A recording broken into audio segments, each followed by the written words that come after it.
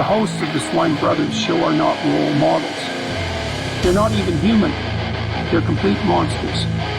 The Swine Brothers show is dumb, crude, thoughtless, ugly, sexist, self-destructive, foolish, and a crime against humanity. Some of the things they do would cause a person to get hurt, expelled, arrested, possibly deported. The fact they blatantly ripped this off from another source should be an indicator of their shameless depravity.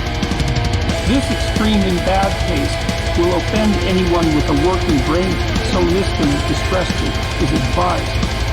If you're still here, welcome to the sewer of the internet.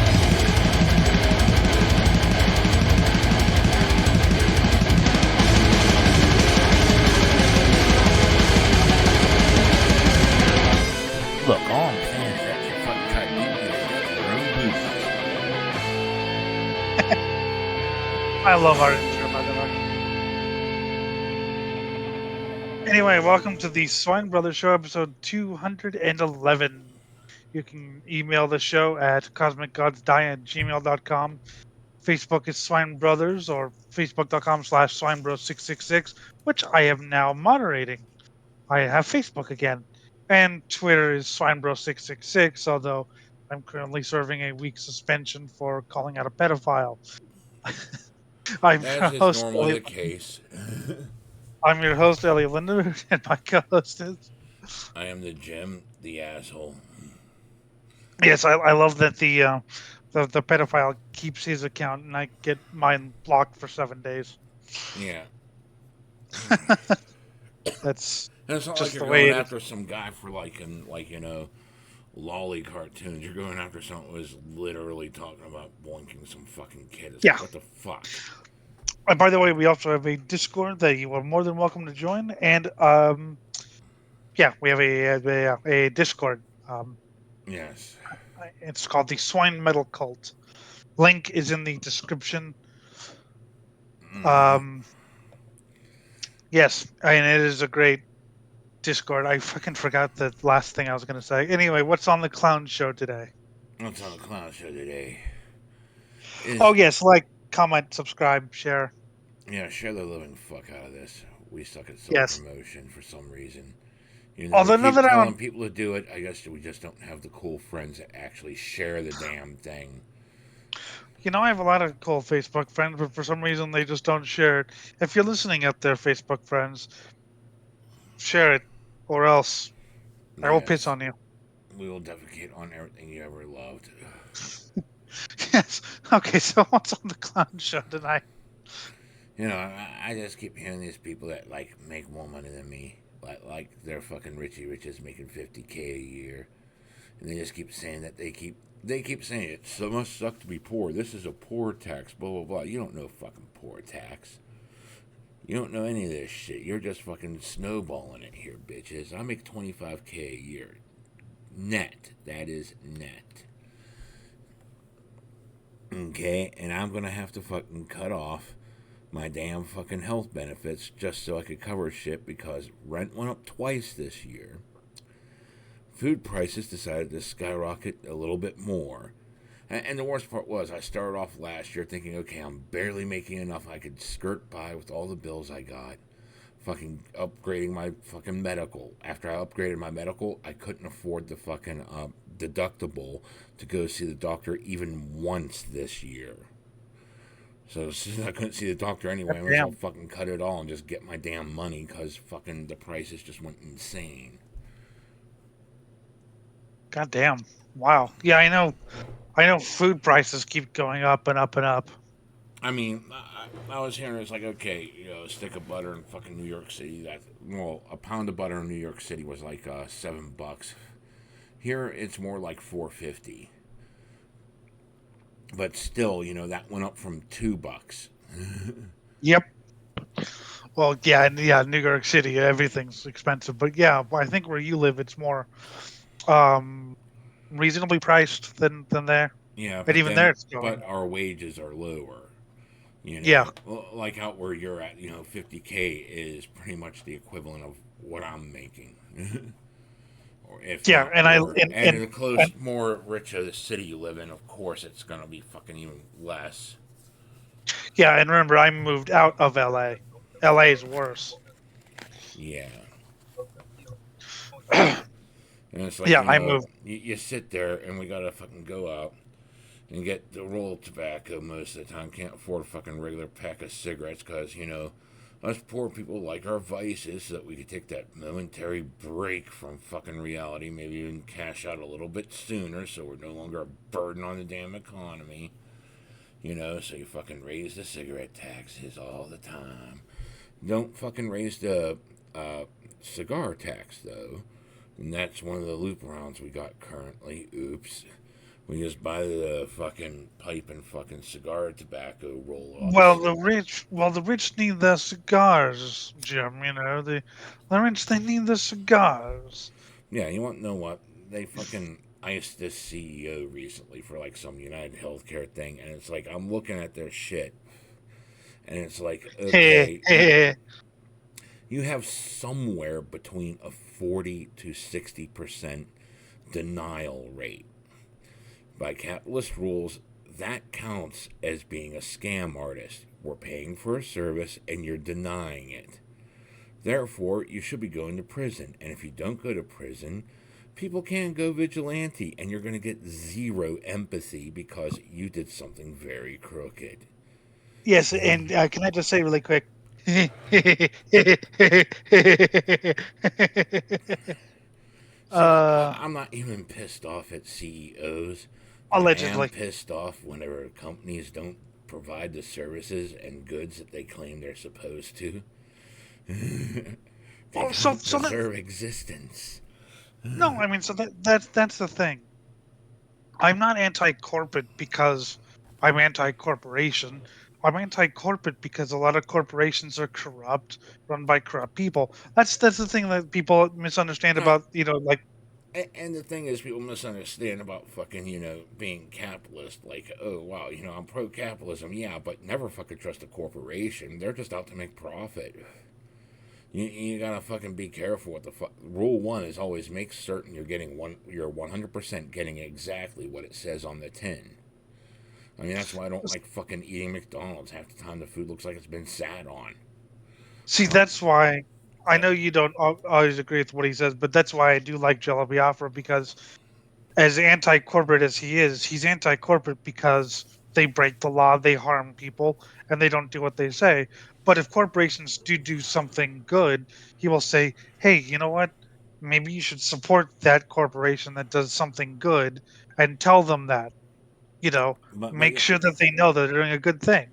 but you also got the fact that these fucking corporations will sit there and say one thing while doing another. All about that fucking, look at me. I'm all about, pro this social movement, pro that one, blah A- blah blah.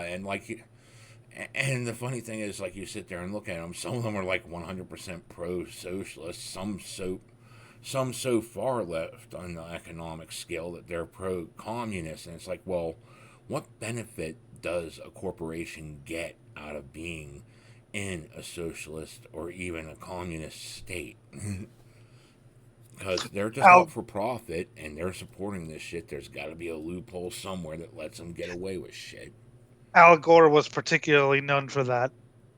He would talk about global warming and stuff, and of course he's going to make a movie that no one can do anything about it.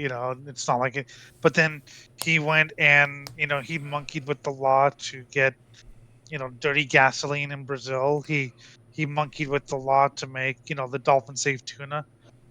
He Mm-hmm. monkeyed with that law. He's I mean, but well, the thing is, Jim, you should know it's trendy. It's trendy to be far left. It's trendy. As soon as it swings to the right, as soon as we have one of those rah war on terror things, the corporations will embrace the flag, God, and country again.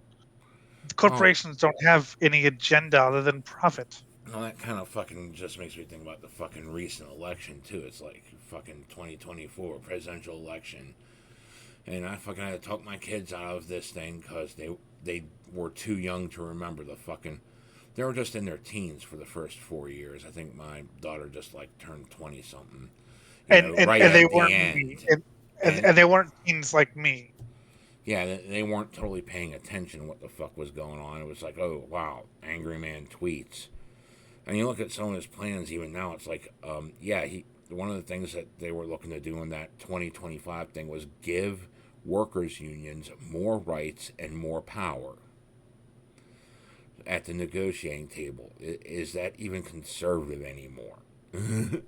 You're not. Yeah, there's lots of things in there I disagree with, but there's also, it's not this huge apocalyptic thing, and they're not even adopting all of it.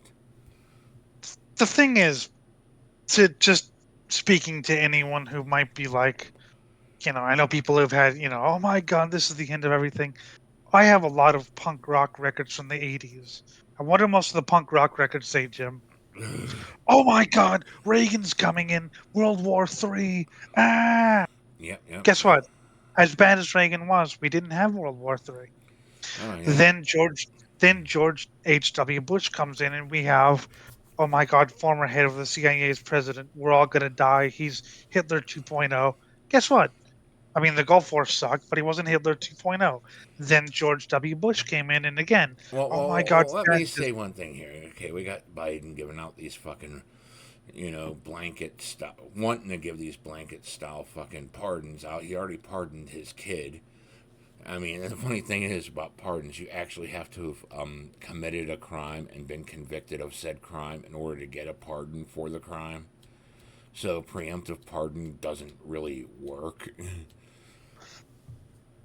yeah. Well, I mean, we'll get to that in a minute, but I'm But trying the to make whole a point. but the point I was making was, you go back to fucking, Bush fucking pardoned the people that did the Iran Contra affair. What the fuck, the first Bush, that is. Which was so much worse than Watergate. Oh yeah, Mm-hmm. no, I mean, no, I'm okay. I'm not saying these weren't bad people who did bad things, but the world's still here. We're still here. Yeah, we We haven't were still nuked each here. other yet. Oh wow, we're going to war with Russia again. Oh Same yeah, same thing. Same thing when yeah, it's Trump another came in. proxy fucking war. Didn't we like fucking Didn't we already do like Afghanistan? Oh, it wasn't us officially fighting. We were just fueling, the people that would eventually come blow us up. Same thing with Trump's 4 years. Oh my God, it's the end of the world. It wasn't the end of the world. We're gonna survive this, people.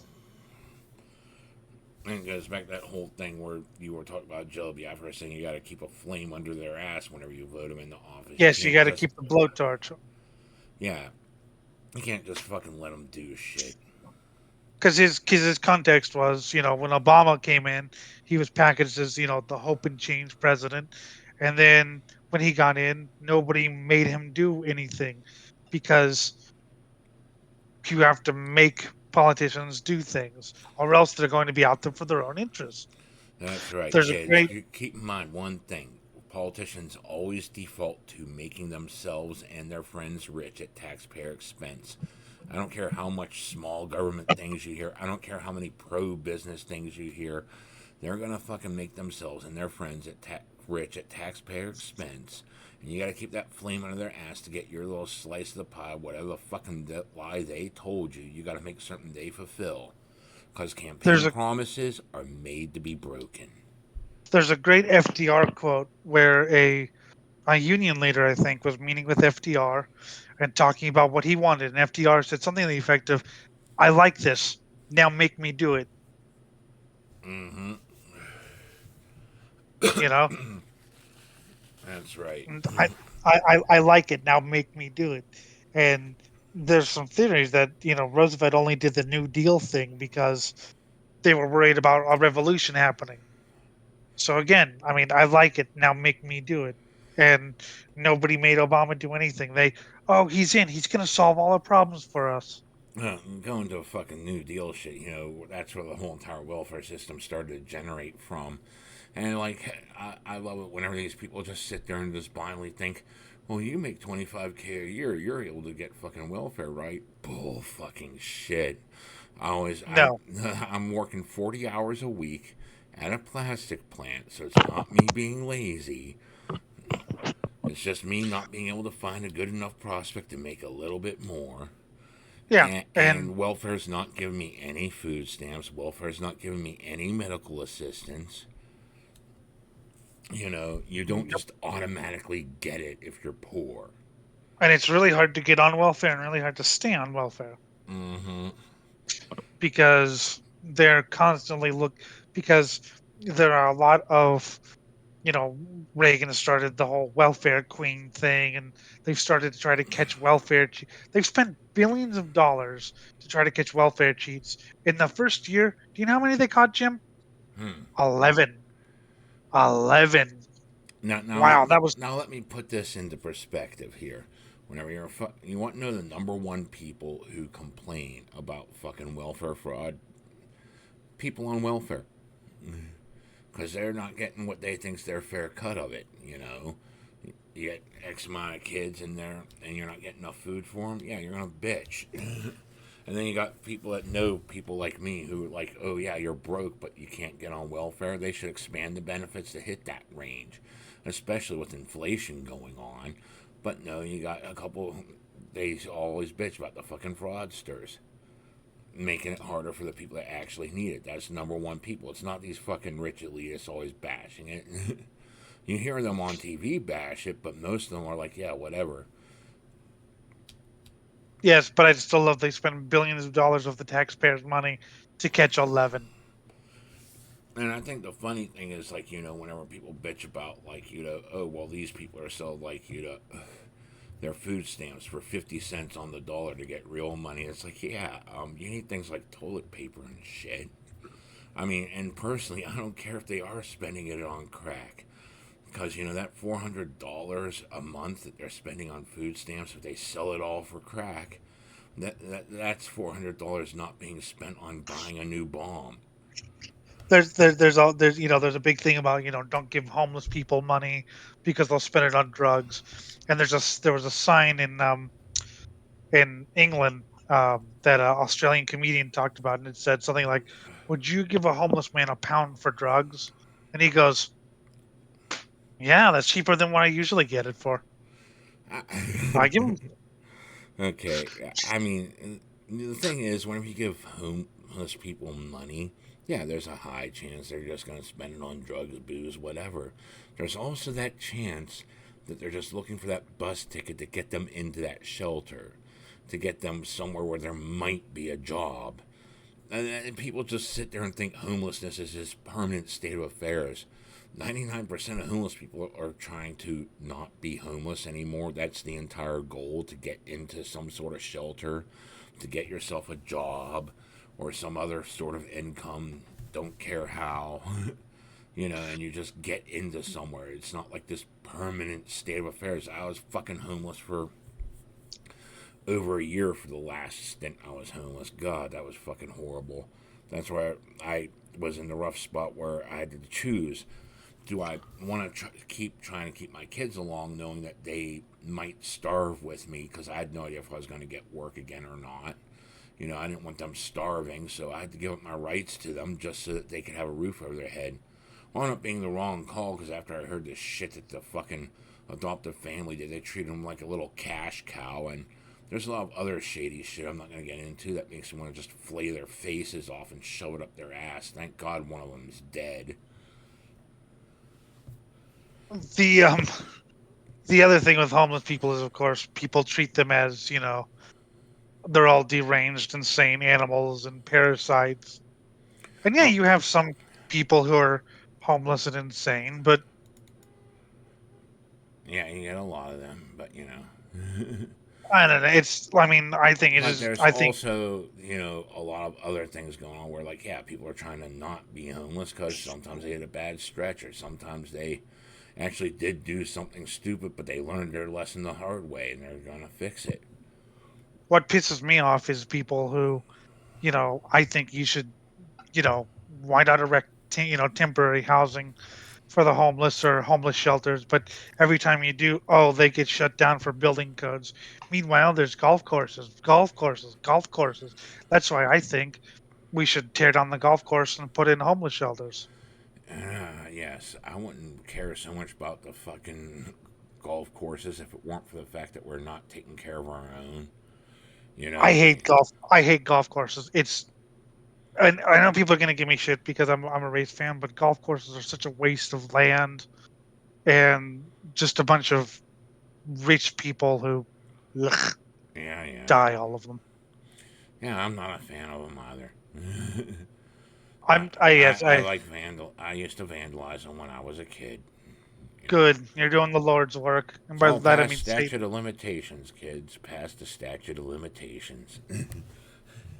I never did, but I remember in 2004 when the golf course by our house got flooded because we have a golf course by our house now, unfortunately. And I thought that was the funniest damn thing in the world. Hmm. And I mean, like literally, you could hear the waves rushing, and I was thinking, well, why don't they play golf on that? Why don't you play golf on the like neck high water, Yeah, yeah. neck high running water? See, that would increase the difficulty, and power would go up to like 2,000 strokes. That'd be great. Well, yeah, but and then you and then you go down to pick up the ball, and the, the wave carries you off and you drown. Hmm. But anyway, yeah, I don't, yeah. But yeah, every time somebody wants to build like, remember there was a thing about like mobile housing for the homeless in LA, and that was nixed because oh my god, building codes. Uh huh. Oh god, everyone makes fun of fucking California for doing that shit too. It's like we're opening up a soup kitchen. Oh nope, you're not conforming to the fucking food standards we got. Go away. Yeah, so you can't feed the homeless either, or anyone that's lower income. You know, you can't feed them because oh god, the government's got to step in and shut it down the second it opens up. California is a great state. I mean, it is a great state. It's beautiful, great weather, great people. It's just too bad about the people who actually run this state. And you gotta remember that people keep fucking voting for those bastards instead of whatever they buy the fucking sloganeering. Because the people because those people are the ones with the most money and the most political clout. Most Yeah. people don't know that they're voting for their own demise, and a lot of people would love to see, oh yes, let's open another Walmart center or another Amazon. They're trying in Apple Valley for an Amazon distribution center because it'll bring money in. And I'm like, yes, civic pride. No, fuck that. We're gonna get an Amazon distribution center, Hmm. and no one's Yeah. doing anything to stop it. And fuck over the local businesses who are just trying to figure out a new plan, bite into the fucking big major corps profit lines. Oh no, God. But hey, it's Half okay. these regulations that come out of the fucking government are sponsored by the fucking giant mega corps. They got the lobbyists there lobbying for that shit because, well, it's easier for them to pay, the 100K to maintain all their certifications if it keeps competition out of the circuit. But hey, it's okay, Jim. It's okay that all the local businesses will go under and all the people, will be out of a job because I'll be able to get my monsters in one day rather than two. Rah rah, America. Yeah, and we also got the fucking AI shit starting to take over people's jobs. Welcome to the Oh, don't next, even get me started on AI. you know, welcome to the next phase of, how how industrialization will start, how automation is gonna fucking replace people. God, don't even get me started on AI. Hmm. I So hate it. I think you always gotta look at what the fuck's going on all around. Everything's interconnected. God, like we watch enough history videos, it's like this weird thing that happened, 500 years prior that looks like it was completely disconnected from what happened is actually one of the root causes for that happening. One of the things though, as cynical as I sound, I am not a doomer, and I am not as really as jaded as I sound. I go through periods of jadedness as we all do. But I mean, I'll never give up. I will never give up. It's not. Oh, It goes against my nature to give up. oh fuck! 17 years not seeing my kids. Do you realize how many times I was broken and all that shit, and it would have been like just so much easier for me to give up and completely kill my attempts to find them. But no, I never gave up, and I finally get to talk to him last year for the first time in fucking 17 years. So yeah, it may Yes, not yes. happen as quickly as you'd like, but and sometimes, and most of the time, you just working at something only makes it one step better. But trust me, that one step better can be felt. You just gotta keep trying, whatever it is, and don't be like I like the whole we're all doomed thing, but then I actually met what are called doomers now. The people who just this is the end, and we've got 5 years, and I was like, man, it's a beautiful day outside. Oh you know, God, God, you were telling me about those people that are like trying to say, we should stop having kids because that's selfish and blah blah blah blah blah. It's like, dude, if you're worried about the climate, the best the best defense we got against it is if we evolve into a new species capable of adapting. Because guess what? We're kind of past the point of no return on that. okay, it's I not was just actually looking at the numbers. Yeah. Anything we do now is just going to delay the inevitable, and so yeah, true, we should but might be able to delay the inevitable long enough. But we got to have a shit ton of kids so that we can evolve. Because yeah, a lot of them are going to die off if it gets as bad. by the way, everyone, I'm drinking a Heineken as we Hmm. do this show. But it's not just that, but they also say, well, it's selfish to have your kid be born during, on this hellscape or whatever. And I'm going, you know what? However bad my life gets, I've never thought, I really wish I was never born. You know, I've always thought, whatever's happening, I'd rather be alive than dead. Hmm. And I think the people who say, that are honestly just bitter humans who probably don't have very good lives of their own, and so they are reflecting that, or people just who want attention and, oh yes, I'm environmentally conscious. I'm environmentally conscious. That's why I say human extinction's the way to go. But there's just all these people, and I mean, I'm trying to work to my goals. I'm trying to start a show where we talk about metal. We play metal and talk about the latest news and stuff. And Jim knows I've been having some problems with co-hosts, shall we Hmm. say? Some problems with co-hosts. See, this is when we gotta go say, hey, Biden, give me some blanket fucking pardons over here, because, there were some actual convictions. Yeah, we need.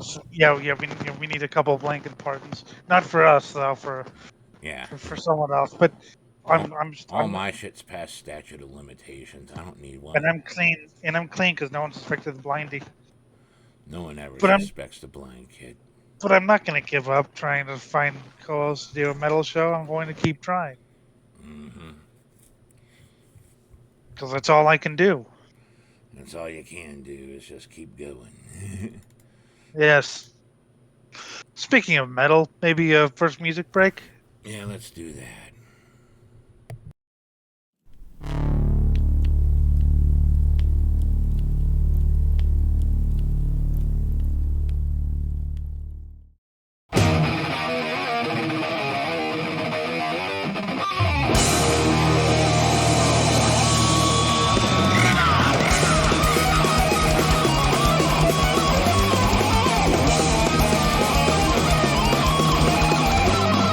Roaring thunder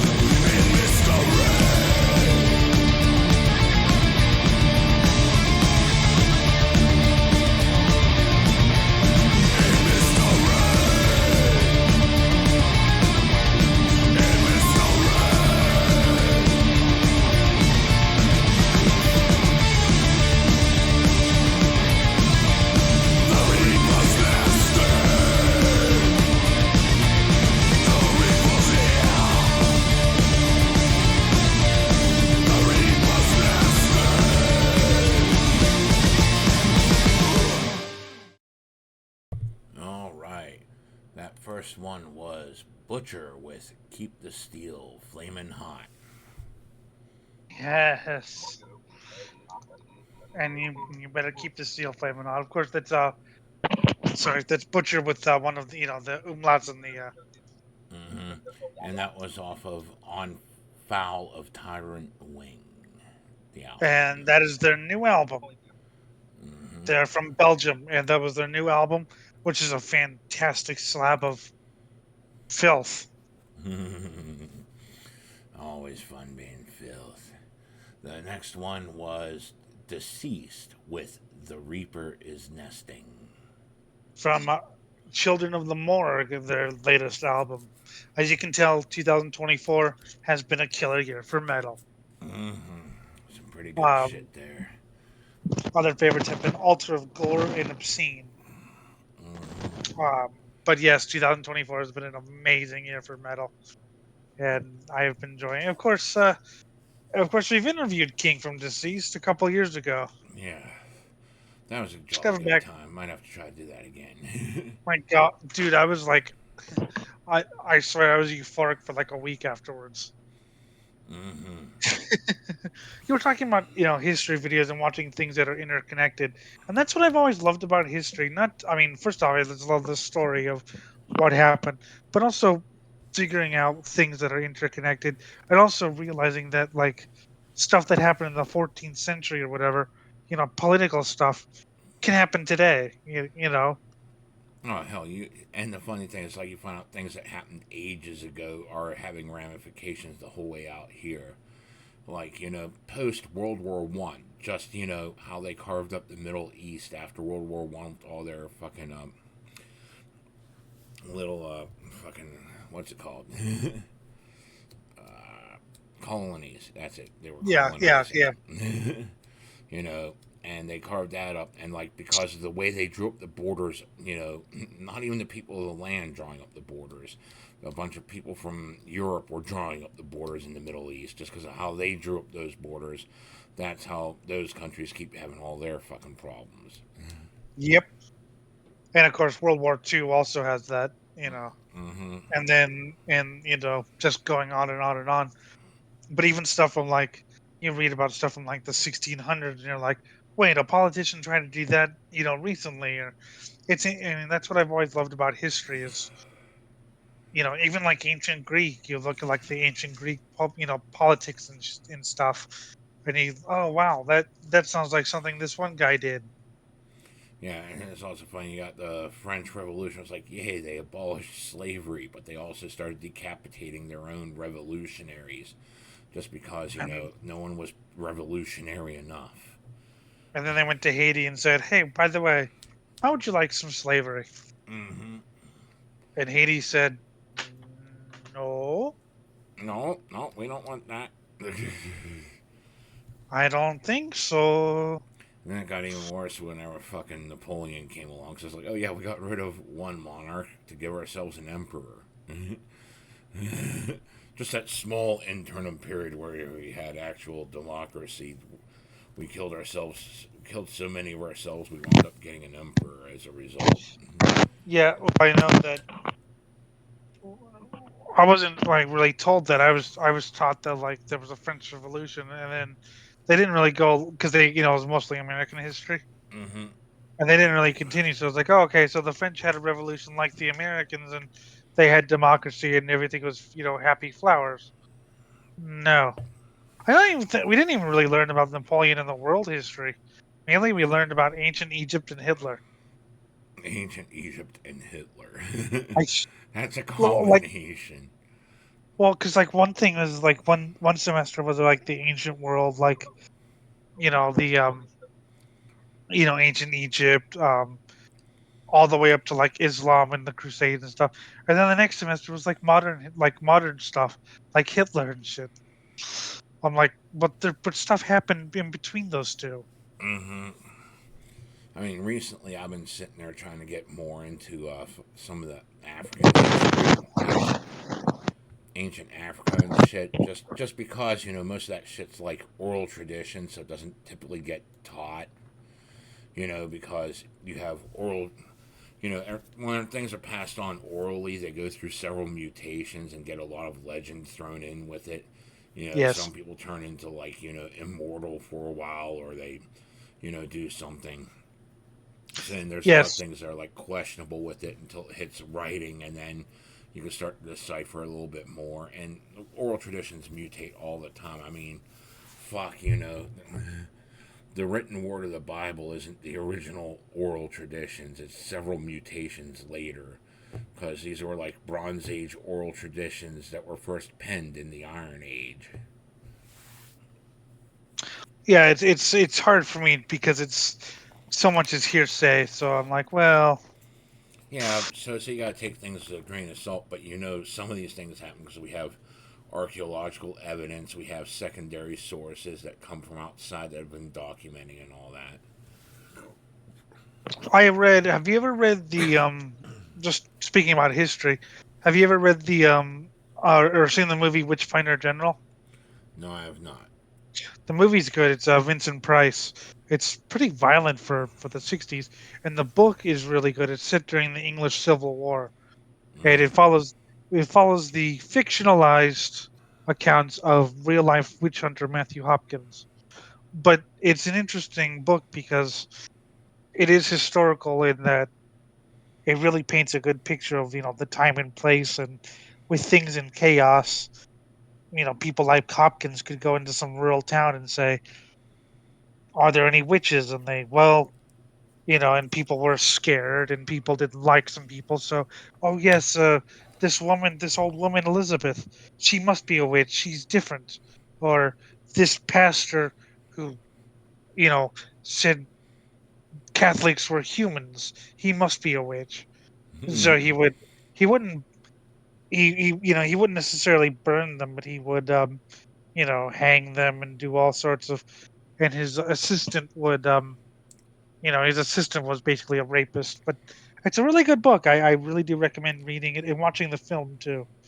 Um, Yeah, and but it's kind of the first book to treat witch hunters as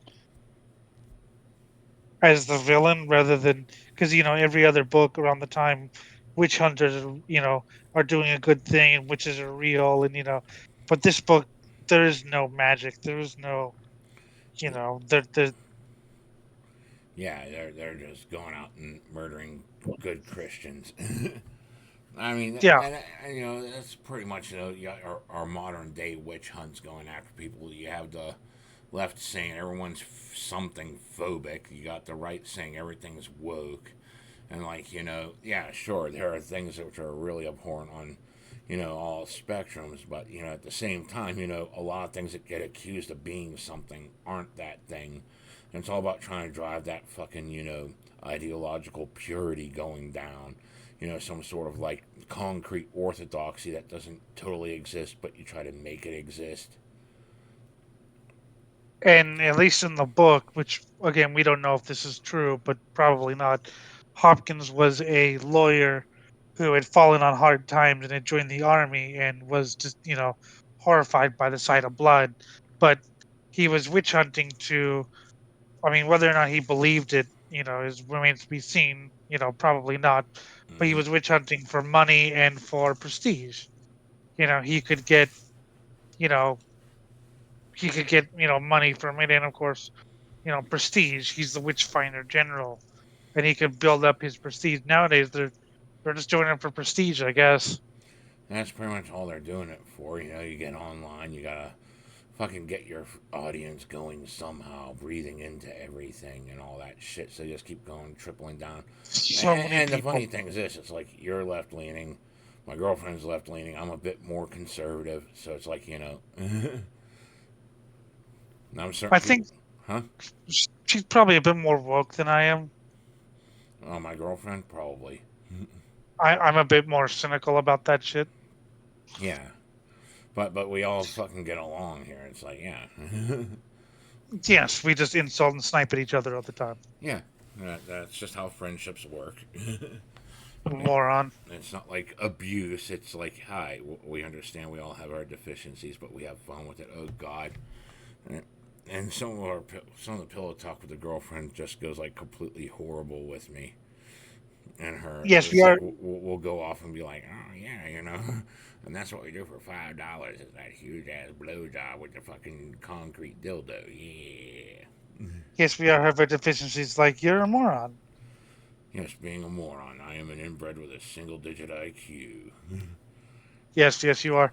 But I mean, it's funny that people who know nothing about the subject weigh in either on the pros or, for or against. For example, when Gamergate happened, you had a whole bunch of people who didn't know anything about gamers, gaming culture, or who Oh god, maybe played that was so fucking Super hilarious. Mario.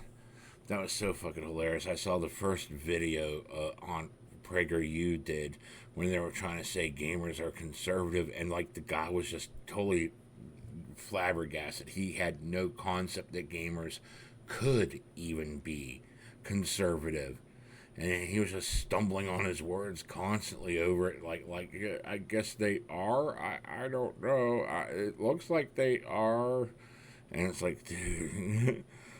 I Gaming's a saw a hobby. video. Hobby is not, political alignment. It's what you do in your spare time. Well, yes, but remember that gamers are, Dungeons and Dragons is evil. I saw a video of someone attempting to defend, or I think it was criticize punk rock, and he openly admitted he knew nothing about punk rock, but he decided to criticize it based on a pop punk song.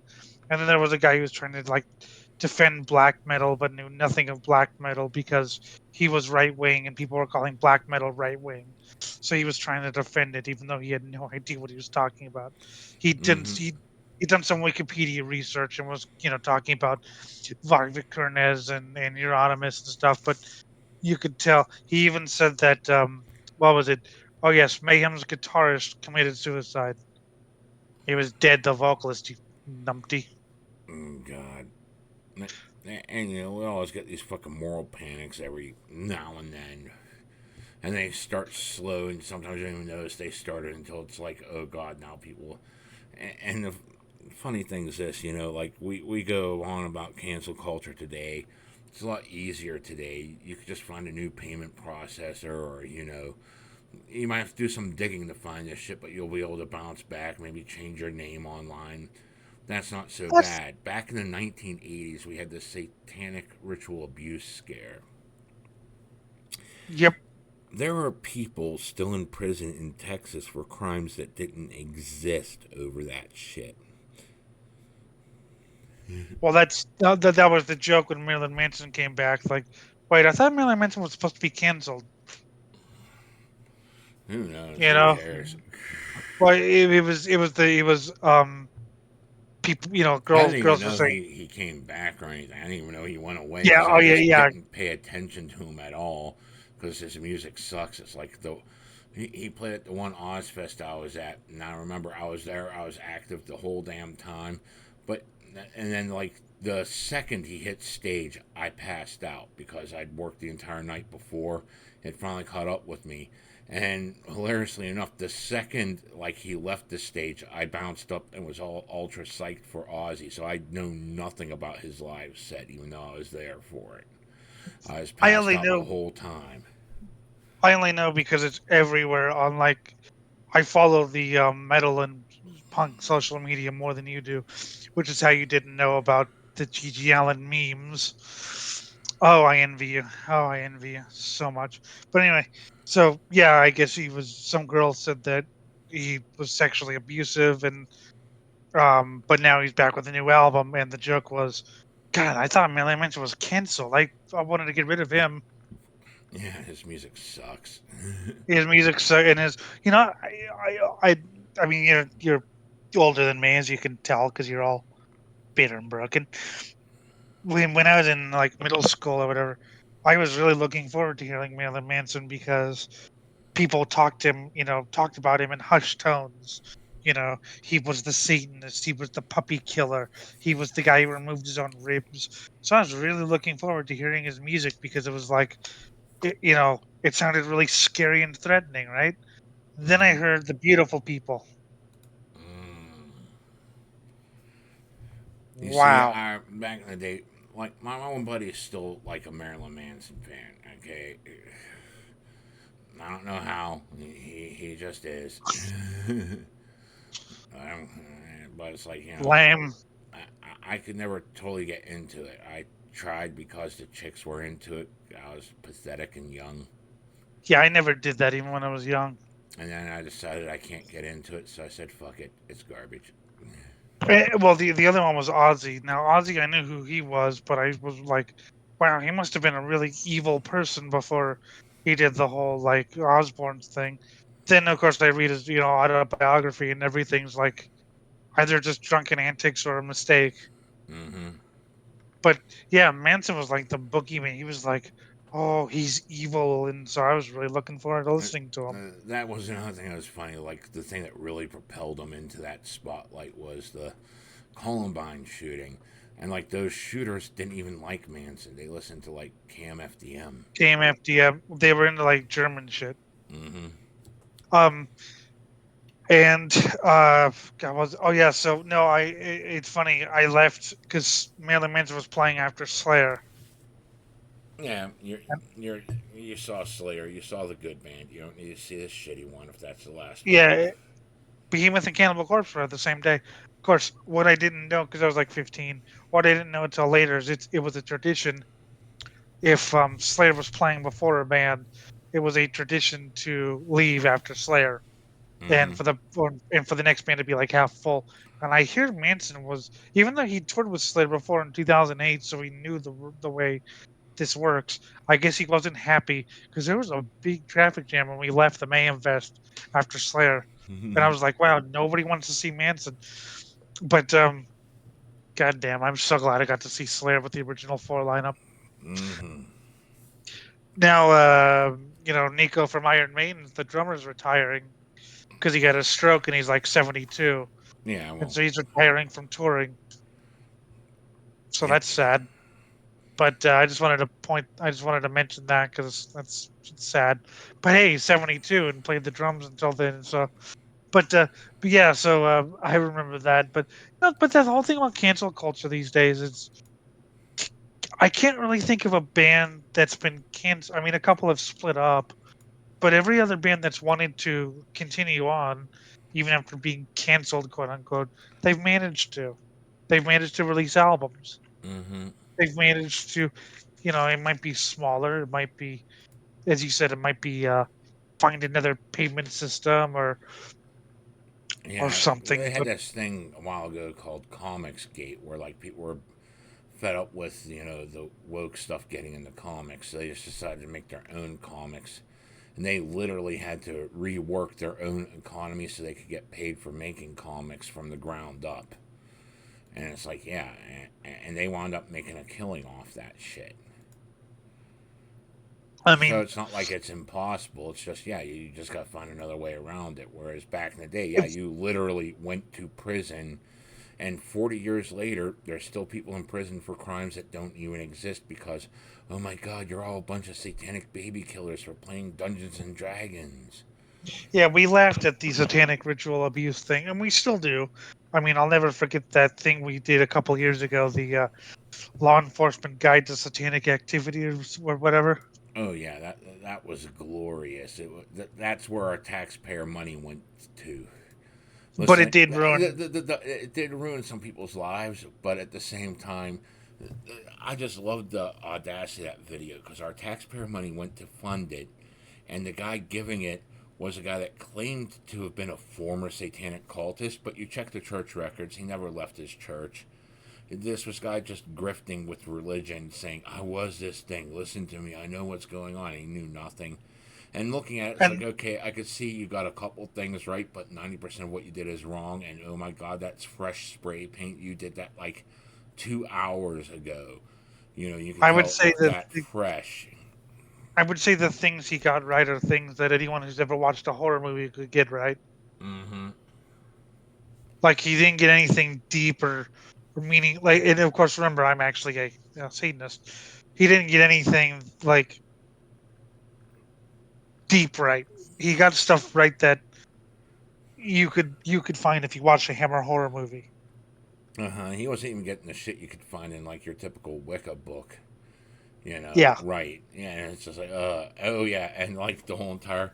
These are trail markers. Yeah, the same trail markers they teach you how to make whenever you're in Boy Scouts. But you're And trying there to make was it a sound like it's some new satanic thing. Well, no, this is like Boy Scouts 101. and there was You a actually learn story. this in Cub Scouts. Yes, but there was a story from a cop about Clifford St. Joseph, an alleged Satanist, like cultist cannibal killer. And you know what's weird is I have found no information on Clifford St. Joseph. Like you'd think something like that would be, even if it happened in the '80s, it would be all over the internet, like Richard Ramirez. Mm-hmm. I have found no information about Clifford St. Joseph. Yeah, that So that one dude from fucking Mexico, that was a real Satanist who Adolfo decided to do Costanzo. fucking who decided to do human rituals, but he was also a fucking in with the mob down there. He was in with organized crime on top of it. So yeah. Yes, he practiced Palo Mayombe. And yes, there's the angel and the devil, and he chose the devil. Yes, Adolfo Constanzo. I told Jim about that. I was always interested in the band Brujeria, and I've always, how they got their start. And I read a book earlier this year or late last year. I don't remember which one it was. About Constanzo. It was fucking horrible, man. Like Mm-hmm. the stuff he did was like, wow. But yes, he was an actual Satanist. Richard Ramirez said he was, but And he like was most. the whole daycare thing stuff, where like they were. How the hell does some fly by night, barely skirting by, you know, daycare center that's fly someone from the west coast to the east coast, perform a ritual, then fly the kid back in the same day? Yes, You know, and what amazes me about that is the credulousness of people who seriously believe that people can do rituals where they can fly around the room and make shoes out of dead kids. Now, I've done rituals. There are no rituals where you can levitate around the room. I'm sorry. I mean, that would be awesome. I would love a ritual where you can fly around the room. I would love to have your thing where you can send souls like your pit that they thought you had. I would love to yeah, have that. yeah, that story is like, I got in the metal and was playing D&D and played video games. That gave me the trifecta of evil. I was obviously the satanic baby killer. It didn't matter that I was a church going Christian. Didn't matter any of that. No, no, no. I'm a satanic baby killer, obviously, because I play D&D, listen to metal, and play video games. And God, I wish you were. the rumor was that I buried all the kids in my dad's backyard. And then whenever my dad's house went up for foreclosure sale, there were no infants found in the backyard. So legend shifted, years later from me burying kids in the backyard to me opening an evil vortex to hell to hand over infants to the Dark Lord. And the funny thing is, I had always wanted a family. I had always known what the hell a baby was, what it would do, all the crying and everything. And this was fine with me, because I wanted to have a family eventually in life, just not, soon, because I was a teenager at the time. And if I could have opened up an evil vortex to hell, I wouldn't have been sending an infant there. All they do is cry, that and maybe piss on you and puke on you. That's about all they do, and I'm fine with that. Who I would have sent into hell was like half my high school because they bullied the shit out of me. Whenever you get a baseball bat to the face, simply for saying that you went to a mental institution to get treatment for being suicidal, yeah, you tend to hate those people. Jim. The babies aren't going to hell because you want to. The babies fuel hell. You need to give hell fuel. My And favorite. babies, they fuel hell.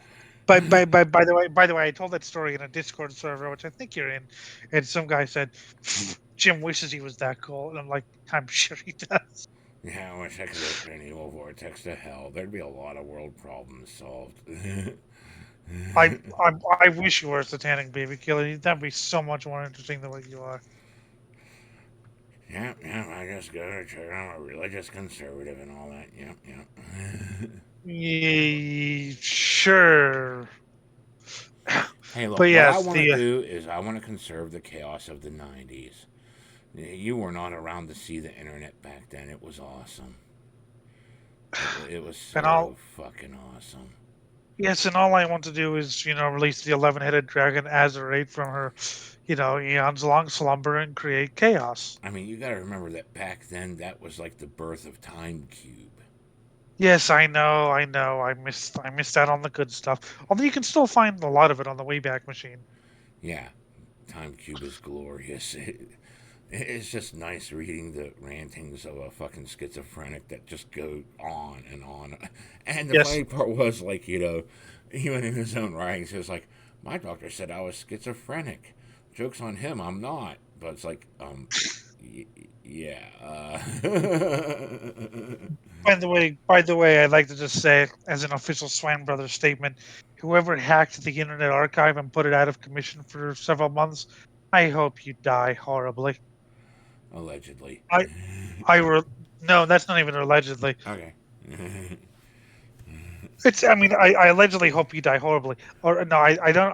I allegedly hope you get gang raped in prison. Yeah. But yeah, someone hacked the Internet Archive, and you know how much I use it for like the Wayback Machine and stuff. So I was plenty pissed off. Yeah, there's so much cool shit from back then. It was great. There's so That's much what cool I want to shit. conserve. Just all that sheer insanity that was pouring out. That was hilarious. And I want the free form to fucking go out and debate it. They actually had the Time Cube guy go out and debate at one of the technical universities. And it was funny because some of those footage that survived of that was like, this guy's sitting there. One of his core things was like, we got to keep the races separate because everyone's got a corner day. Then the one kid's like, well, I'm biracial. And like, the Gene Ray was like, what? How could this completely just. He could not comprehend how someone would be biracial. I just and nowadays we have people on YouTube afraid to say Holocaust or suicide because they'll get demonetized. I'm like, well, you'll get demonetized. Take the hit. Yeah, really. You could do 18 million videos and never be demonetized for them, but that one. And you can also sit there and do the e-begging that everyone does, and that's fine too. Get your Patreon going or whatever the hell other things are out Yeah, there. but like, Subscribe I, Star, if that's still a thing, I don't know. if enough people, I don't know, if enough people filter in, say words that YouTube doesn't like, and they don't monetize anyone, then YouTube gets screwed. hmm I mean, So, I'm so then they're gonna have to go to the advertiser and say, "Look, everyone's talking about this shit now. We need to make money. We got to loosen those fucking I mean, regulations." I mean, I'm sick of people being I mean, pussy. yeah, saying mustache man is cute and all, but why not just call him by his name? He's fucking Hitler. May he His burn name is in hell.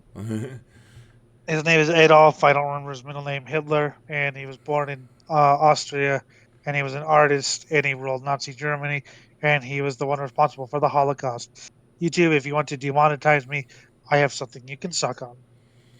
Suck on it, cause fuck the guy. Seriously, they were, oh, one of the Susan whatever from YouTube died, and I'm like, she's responsible for most of the things I hate. Yep. Oops. You're So yes, You're responsible for the most of the things I hate. You want all me to right. cry over your death? All No. right, before this video gets taken down, how about some more music? All right, we'll do that. From Division 1, we have a four-story building going at 7th and Union. 7th and Union, no companies on scene. It's fully involved. We'll bring a task strike team back to this location unless you have another place to go. OCD from Battalion 5, we got both sides of Pico going. OCD from strike team 1204A at Albany on Olympic. I've got a 200 by 200 one-story commercial fully involved with... OCD 77, can we get another unit of PD if possible. We have a large hostile crowd.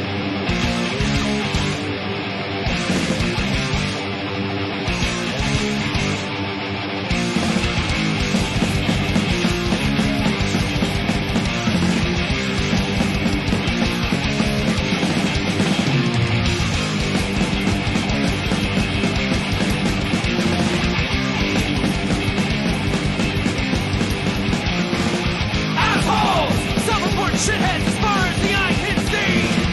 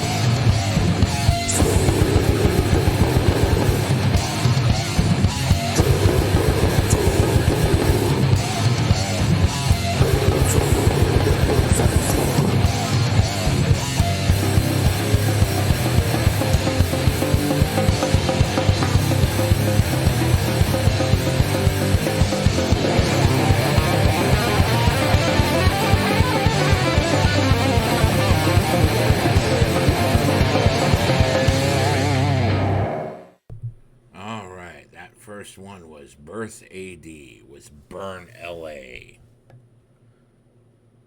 Off of their solo album, I Blame You from 2013.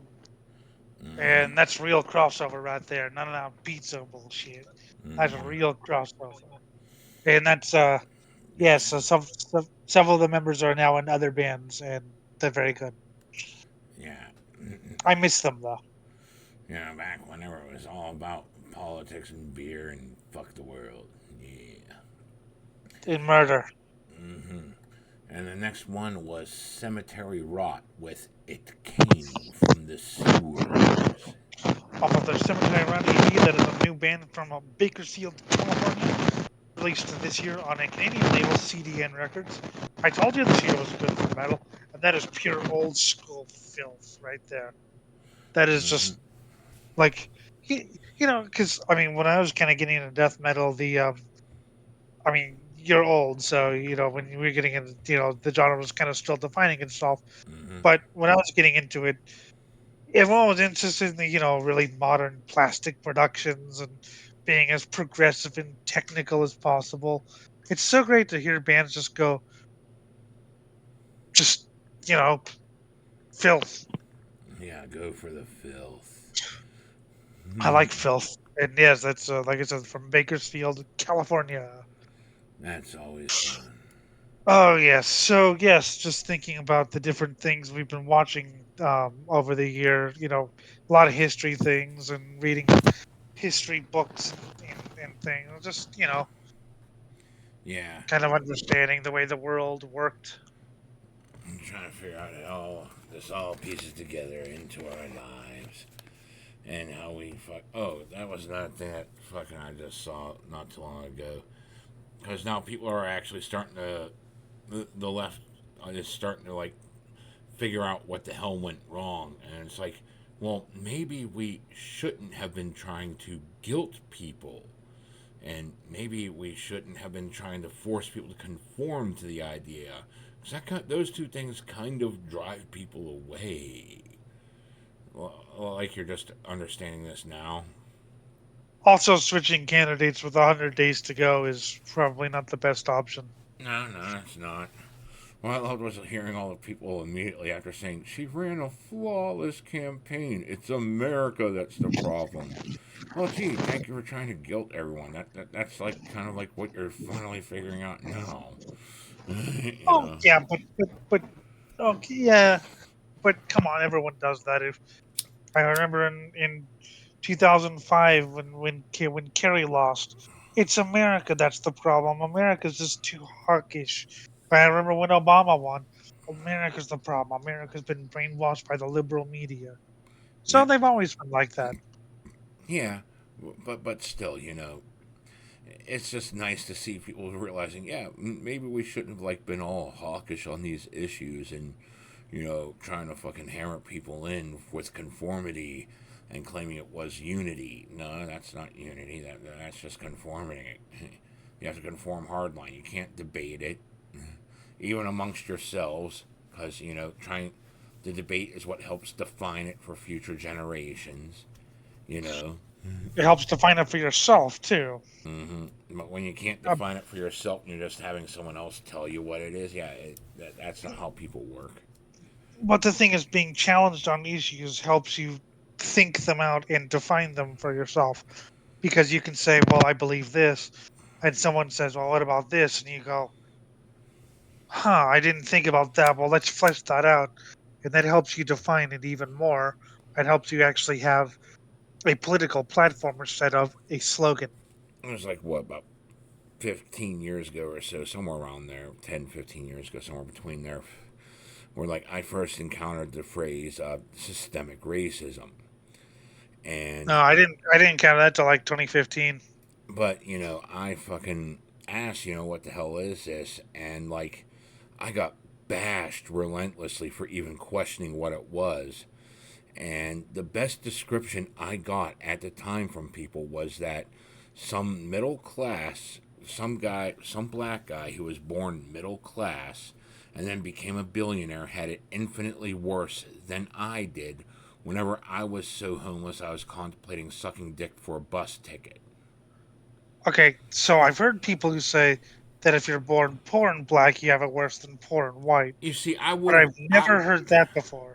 I would have accepted it if they would have said, a homeless black guy had it worse than me. It's like, okay, that depends upon where you live, but I can see where you're coming with that. I can understand, the blowback from like, the slavery. I can understand the blowback from like this, Jim Crow Cops fucking using segregation and cops even using some of the racial profiling shit. I can understand that, but then to sit here, but they didn't make that argument, They made the argument that like someone who had it obviously had it way better than I somehow had it way worse than me at my lowest point in my life. I I I don't even. Although I also was going to say, or cops using it as target practice. Mm-hmm. But that's I would ask. So how did they have it? Well, That's I got dogpiled by a few dozen people. That Twitter account's long since dead. I don't even know if anything still exists from it because they banned me from Twitter after that. And whenever you sit there and you dogpile someone and say something that's obviously like 100%, not true because you're being pedantic about it or whatever the hell reasoning you put behind, saying shit like that.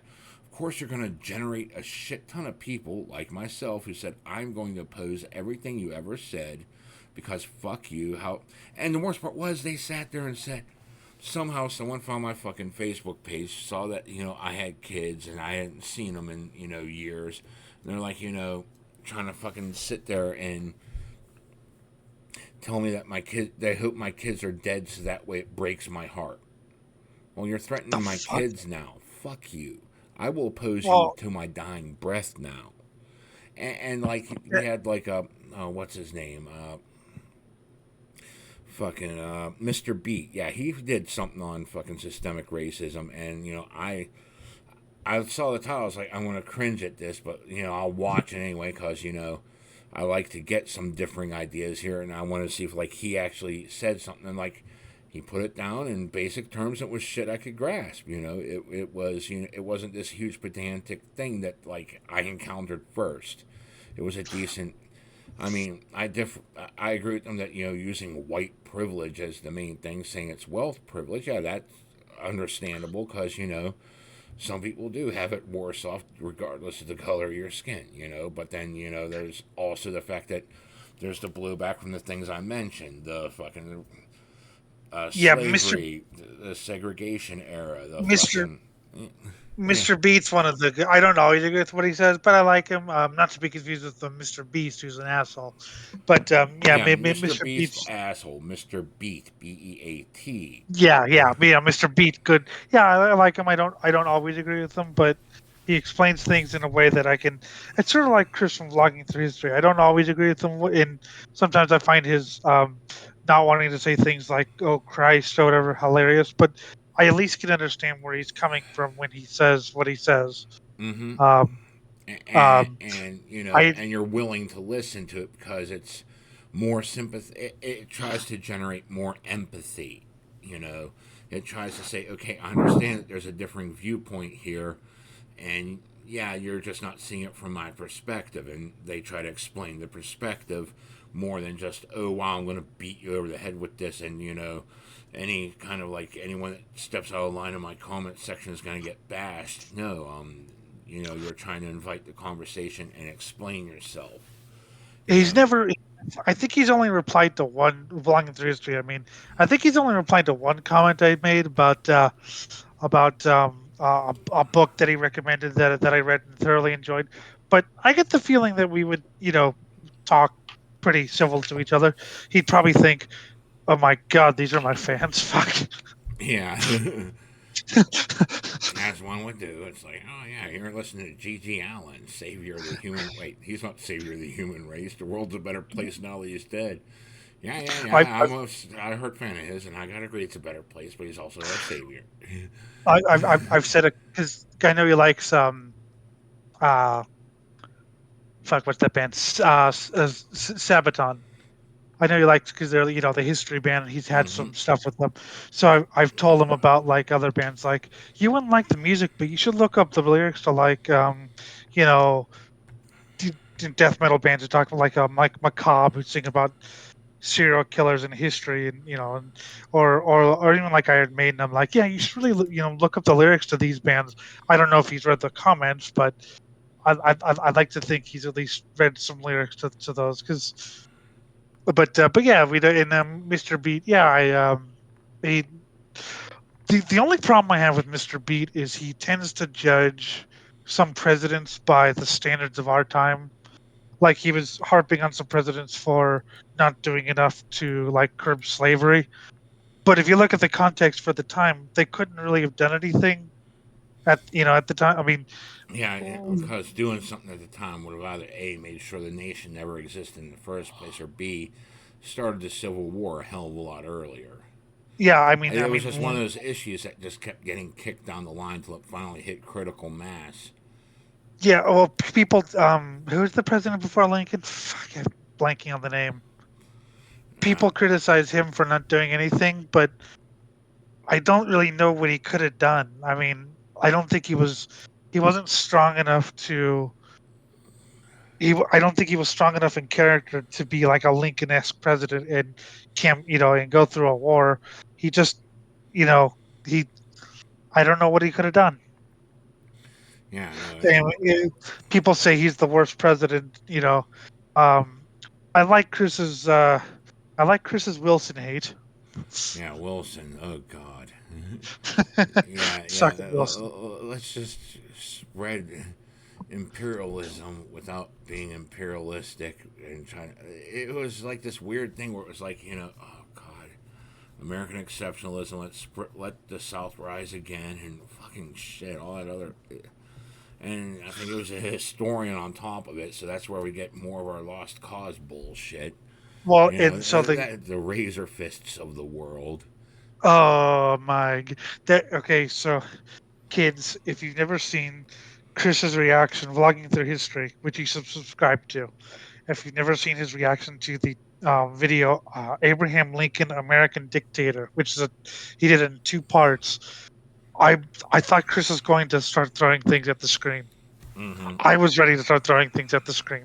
The points he makes are so asinine. So if you don't, so Razor Fist with Jim, we've known Razor Fist for years, haven't we? Yeah, he starts off with the fucking, He Wikipedia entry for a band, and then like he goes off and misquotes things. Yeah, and so I had forgotten about him because I'd seen a couple of his videos and didn't like him, so I went off. All of a sudden, I wake up the next day. I just moved actually. I tangentially related, but anyway, so I wake up and I see, you know, Jim had just got me into vlogging through history, and I wake up and I see, Abraham Lincoln, American Dictator, Razor Fist reaction. I'm like, him? But Chris is reacting to him, and it was so entertaining. I've only watched it once because, head Yeah, exploding, yeah. but it was entertaining. I think I was And subscribed to him for a little bit because like I liked some of his content originally, but then like he just started going yeah, way too yeah, I off into subscribed. fucking yuppie territory. It's like nope, nope. Yeah, I subscribed to him a little bit because I saw like the Gorgoroth video and I think one more. But then I just started. I didn't like his delivery. It's very shouty, very fast talking. So I unsubscribed. But yeah, then I saw his. Um, he Yeah, hates I me, saw by it the was way. Razor Fist. I was like, oh God. He- I don't. um, I feel sorry for you, Chris. You don't know what you're getting into, and like he didn't until it started to become painfully obvious. oh no! I said in his comment section, I'm like, I know you don't know what you're getting into. I know this guy. Good luck. Yeah, there was a lot of that in the comment section. It's like, oh God, no. I feel sorry for you. Razorfist does not like me. He called me a shill. Oh yeah, one of my shilling good bands. What am I Bands that shilling? I'm people. shilling. I don't think people know half these bands that we've been playing today, let alone throughout. Well, yeah. That's who we're shilling for, and they're not even paying us for it. We just like the shit. No, I mean, I do it because I love it, and I do it because I have a passion for metal and punk and doing things. But the Razor Fist with the lost cause and I love what Chris said because he's like basically this isn't a theory, this is my opinion, and if you don't like it, you can go play in traffic. Chris is like, okay, so if you don't agree with me, go kill yourself. Yeah, we're gonna have some problems here. Yeah,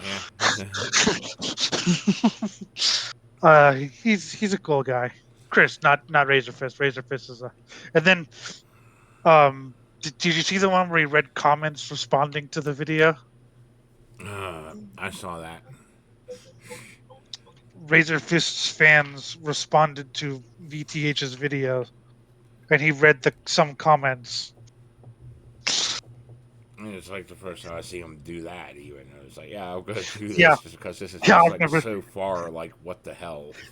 yeah, I've never seen because he's done what was the one Ad and Shade or whatever that he doesn't Ads really and agree with a shade. lot, Yeah, he doesn't agree with a lot of it.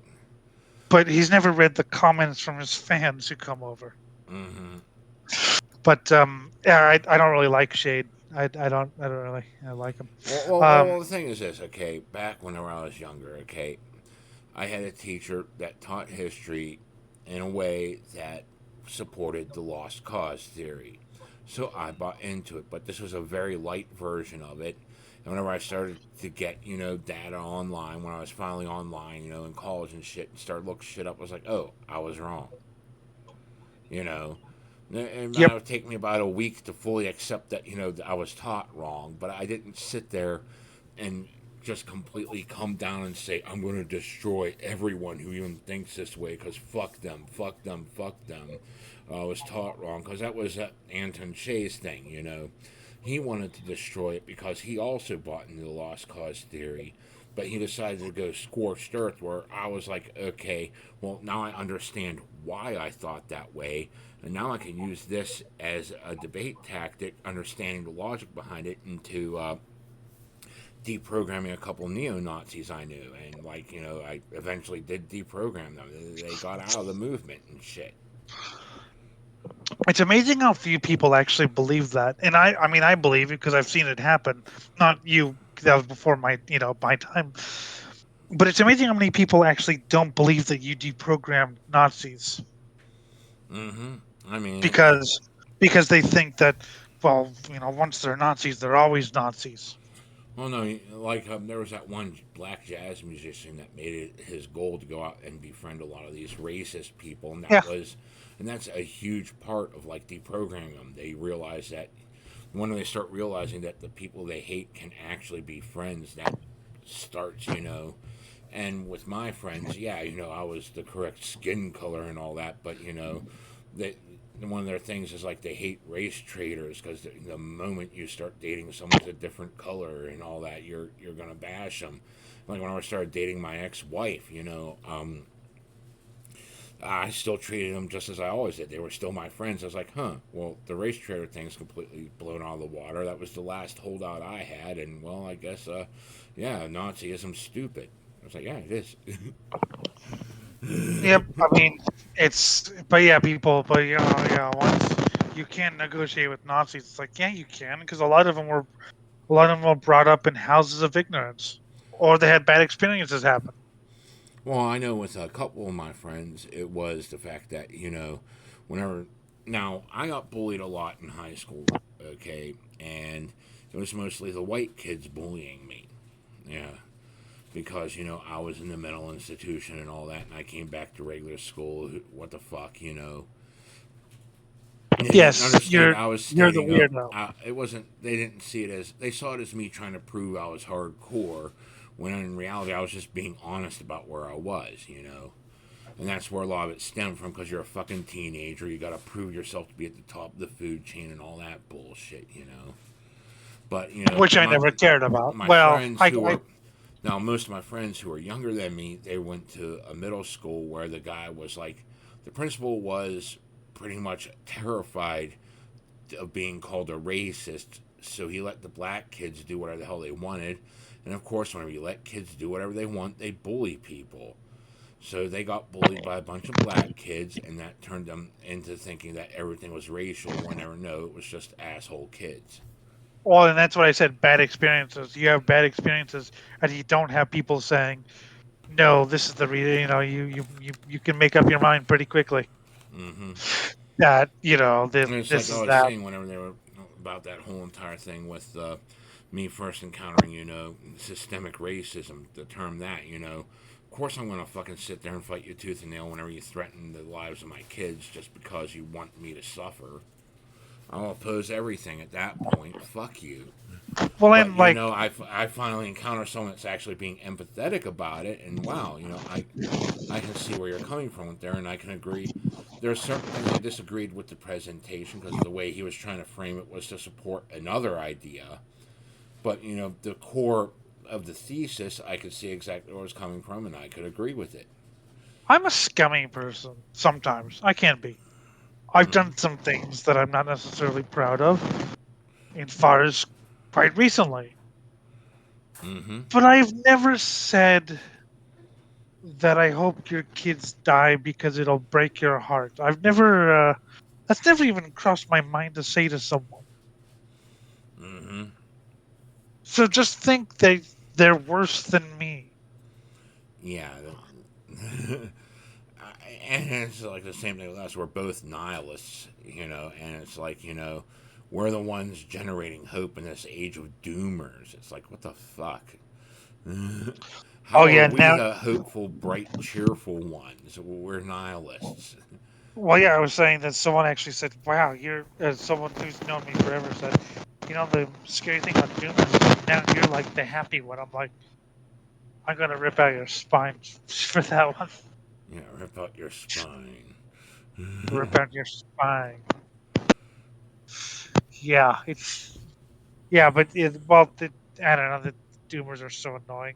I think a lot of the child free thing will pass too. Because I think a lot of people they say that at 20 years old, and then at 35 years old, they're like, "Oh shit." Well, everyone thinks your life's over if you have a kid too young. I never wanted kids. Jim was talking about, he wanted kids as a teenager. Mm-hmm. I thought kids were like, you know, the death sentence. I thought when you had a kid, you had to stop doing everything you were doing. You weren't involved in like the punk scene, the metal scene. I thought getting because I kept hearing, yeah, I was really into this, then I had kids, or yeah, I was really into this, then I got married. I was like, fuck this. I don't want to get married. I don't want to have kids. This, you know, I guess you can call it a fear response. Mm-hmm. Um, but and yes, I wrote, Jim. You've seen the thing I wrote when I was like 14. Oh God. The one about I'll never sell out. I'll be hardcore forever. Yeah, I Not finally got up realizing to how much of a poser you were at the time. well, and now so I'll give you some background. I used to do a journal on a website called Song Meanings, and I mentioned this guy by name, and he found it. Because it's fun to Google yourself, except for you. Your name's so damn generic. Mm-hmm. I mean, there's a touring car racer. There's a touring car racer with your name. So how'd you do in the last race, Jim? Everyone died in the fiery wrecks of my bowels.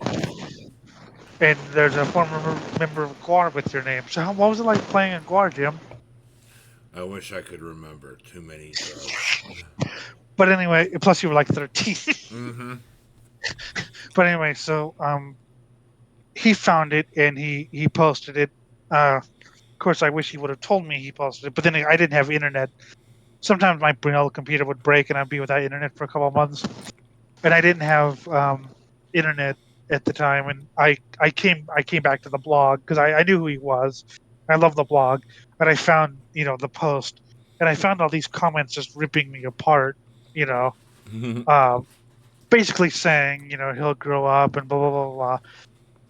And so that thing's been deleted, but it's on the Wayback Machine, and I found it, and I was reading the comments, and I was like, holy shit, they're right. In fact, if I saw a post like that, the comments were exactly what I'd say to that person. So I sent it to Jim, and he's like, "Yeah, that's pure 14." By the way, the guy I mentioned, Justin Hareb, and I are still in touch. He's a very cool guy, and I want him on the show.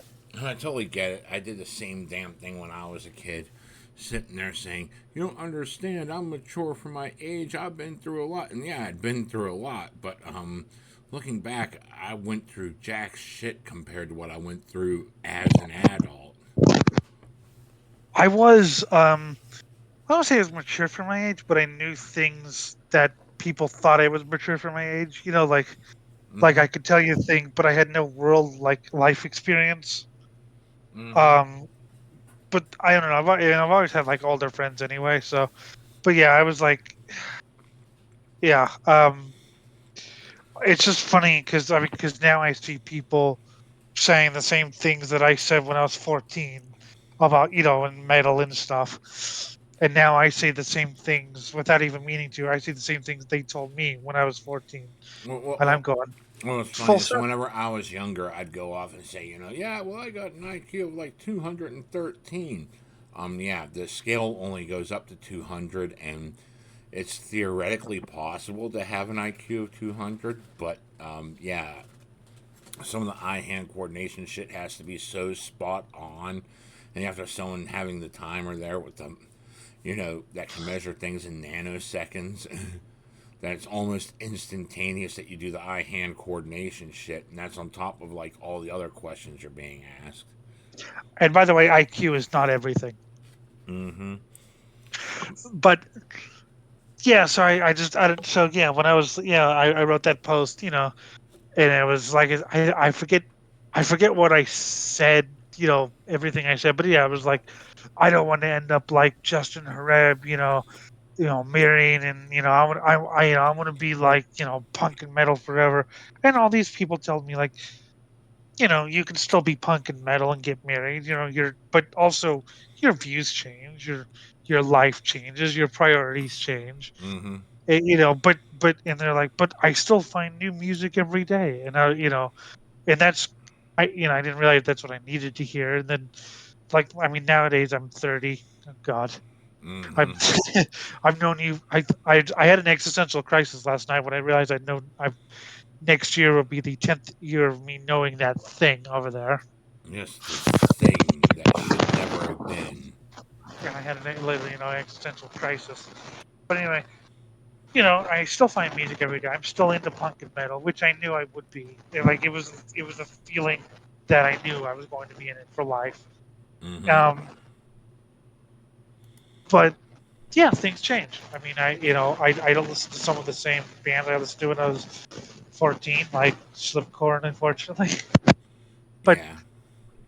I things mean, happen it's now. like, whenever I got into metal, I loved the first album that got me into it was Megadeth's Countdown to Extinction. I still listen to that because it's still a decent album, though it's a lot more on the popcorn side of things for me these days, because Yeah, my tastes have changed. But also back in the day, I used to love Metallica's Black Album. That was another album that got me metal, and I can't listen to that the same.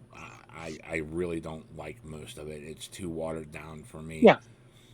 You know, But but you know, but so now, I'm certain if you would have told me that, I would say that like the Black Album was watered down. Back in the day, back when I was a teenager, I would have been like, "Fuck you," blah blah blah blah blah blah. Now it's like, yeah, this is just the way I see it. I knew it was slower because I got puppets and stuff. So I knew, but I Well, I still was liked I it. was listening to death metal and shit too, but at the same time, I thought it was like this great, monumentous work of art that portrayed these things, and like, and Nowadays, even the stuff I don't mind, I've just heard it too much. Like I don't like any of the songs on it, but even like Through the Never, which is an okay song, I've heard it too much. yeah, really. The only one is Sodom did a really good cover of The Struggle Within that is so much better than the actual album. But anyway, but I mean, but now I don't fear getting married or having kids or whatever. I don't fear any of that. Mm-hmm. Um, but if you had told me at 14, I would have run away screaming. If you told me at 14, a lot of things that I've done, I would have run away screaming. But so yeah, things change. But yeah, I mean, things happen, and I mean, God, I mean, I'm still embarrassed by some of the early episodes on here. Oh yeah, those are horrendous. And the And the funny edgy. thing is, if someone actually went through and listened from episode 1 up till now, you heard like how our views have changed even over this short decade. I know someone who's listened to episode 1. Oh, Mm-hmm. oh, sorry, I just got the chills. And then, like the Fallout New Vegas series we did, which I loved, but I made some really edgy jokes that, I mean, I like it's not offensive, but I'm like, oh come on, that's just, It wasn't offensive; it was just cringe. yeah, that's because sometimes I'll watch the Fallout New Vegas because was fun. I mean, we were insane, but that was the way I was playing it. But some of the jokes, I'm like, oh, really? We're gonna Did you save really? Veronica from the Brotherhood by hiding her inside the White Glove Society's stomachs. Oh, and Now that, not because they didn't share her with us, we have to kill them and eat them all now. It wasn't because they were cannibals; we were cannibals too. but yeah, that's not the cringe part. That's the funny part. The cringe part, I made some joke about like Mexicans or something. I don't know. oh God, I just remember I making the totally joke. forgot that you did shit like that. Yeah, it's cringe. Hey, it was fun, but yeah, I mean, while we were playing as chaotic evil with an intelligence of 1. hmm But yeah, I mean, no, that I don't. I mean, I like trying to explain that to people, and then I'm like, remember, intelligence of 1. But no, I made some jokes about. I made a joke about like something about I don't know, cleaning something up, or it was cringe. hmm Oh God, I yeah, intelligence of 1. We had to do a shit ton of drugs just to be able to talk with the think tank. I miss some of that shit though. We did a great. We didn't record it, but we did a great Pathfinder Kingmaker. Yeah, that That was was good. fun. Just going completely psychotic.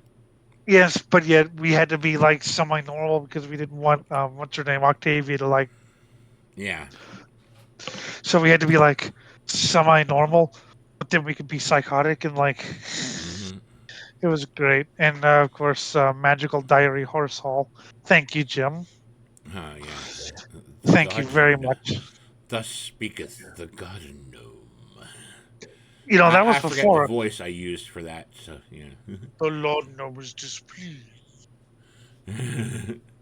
And you know what the amazing thing is about that, Jim? hmm. I was completely sober then because we did 2 plays. We did one at night and one during the day when we recorded. And the day was the one where we were, fucking around with the lawn gnome in the evil, evil, Evil. evil, because we'd played it before. Yeah. But I was completely sober that entire time. Sleeping reduces stress. Now, now that I do edibles and shit, that would be really fun to play. hmm Long Live the Queen, that was a fun one. Oh yeah, that was fun too. I should do that more next year. And those are 2 very, very girly games. Yes, where the lesbian kiss was. Someone said they had to listen to was it Flower Metal in order to. Man, Yeah, that a was. Slayer would have killed you with the testosterone Yes, increase. yeah. My GF was like, oh, she actually watched part of that. She was like, what is this, jamming the fucking holograms? Yes, I know jumping holograms. Me too. There's some weirdo that puts up these. Oh god, that pissed me off too. It's like these are '80s Saturday morning cartoons. Puts up a cartoon from 2003. Fuck you. That's not '80s. But yeah, I mean, we have fun and shit happens. Yeah, that's how it works. But Yeah. yes, we've done shit, and we're going to start. I don't know when we'll do it, but we may do some reaction videos just for fun, like not like a whole show, just like, hey, here's this video we're gonna react to, and I don't know. I mean, we might not, but I think we react, decently to videos, so we Yeah. might do that. It depends upon what it is. Yeah. Yeah, we might do that. Well, I'm anyways, I'm I'm uh, saying that for the record to force us. yes, to force us. We should do something else. What should we do?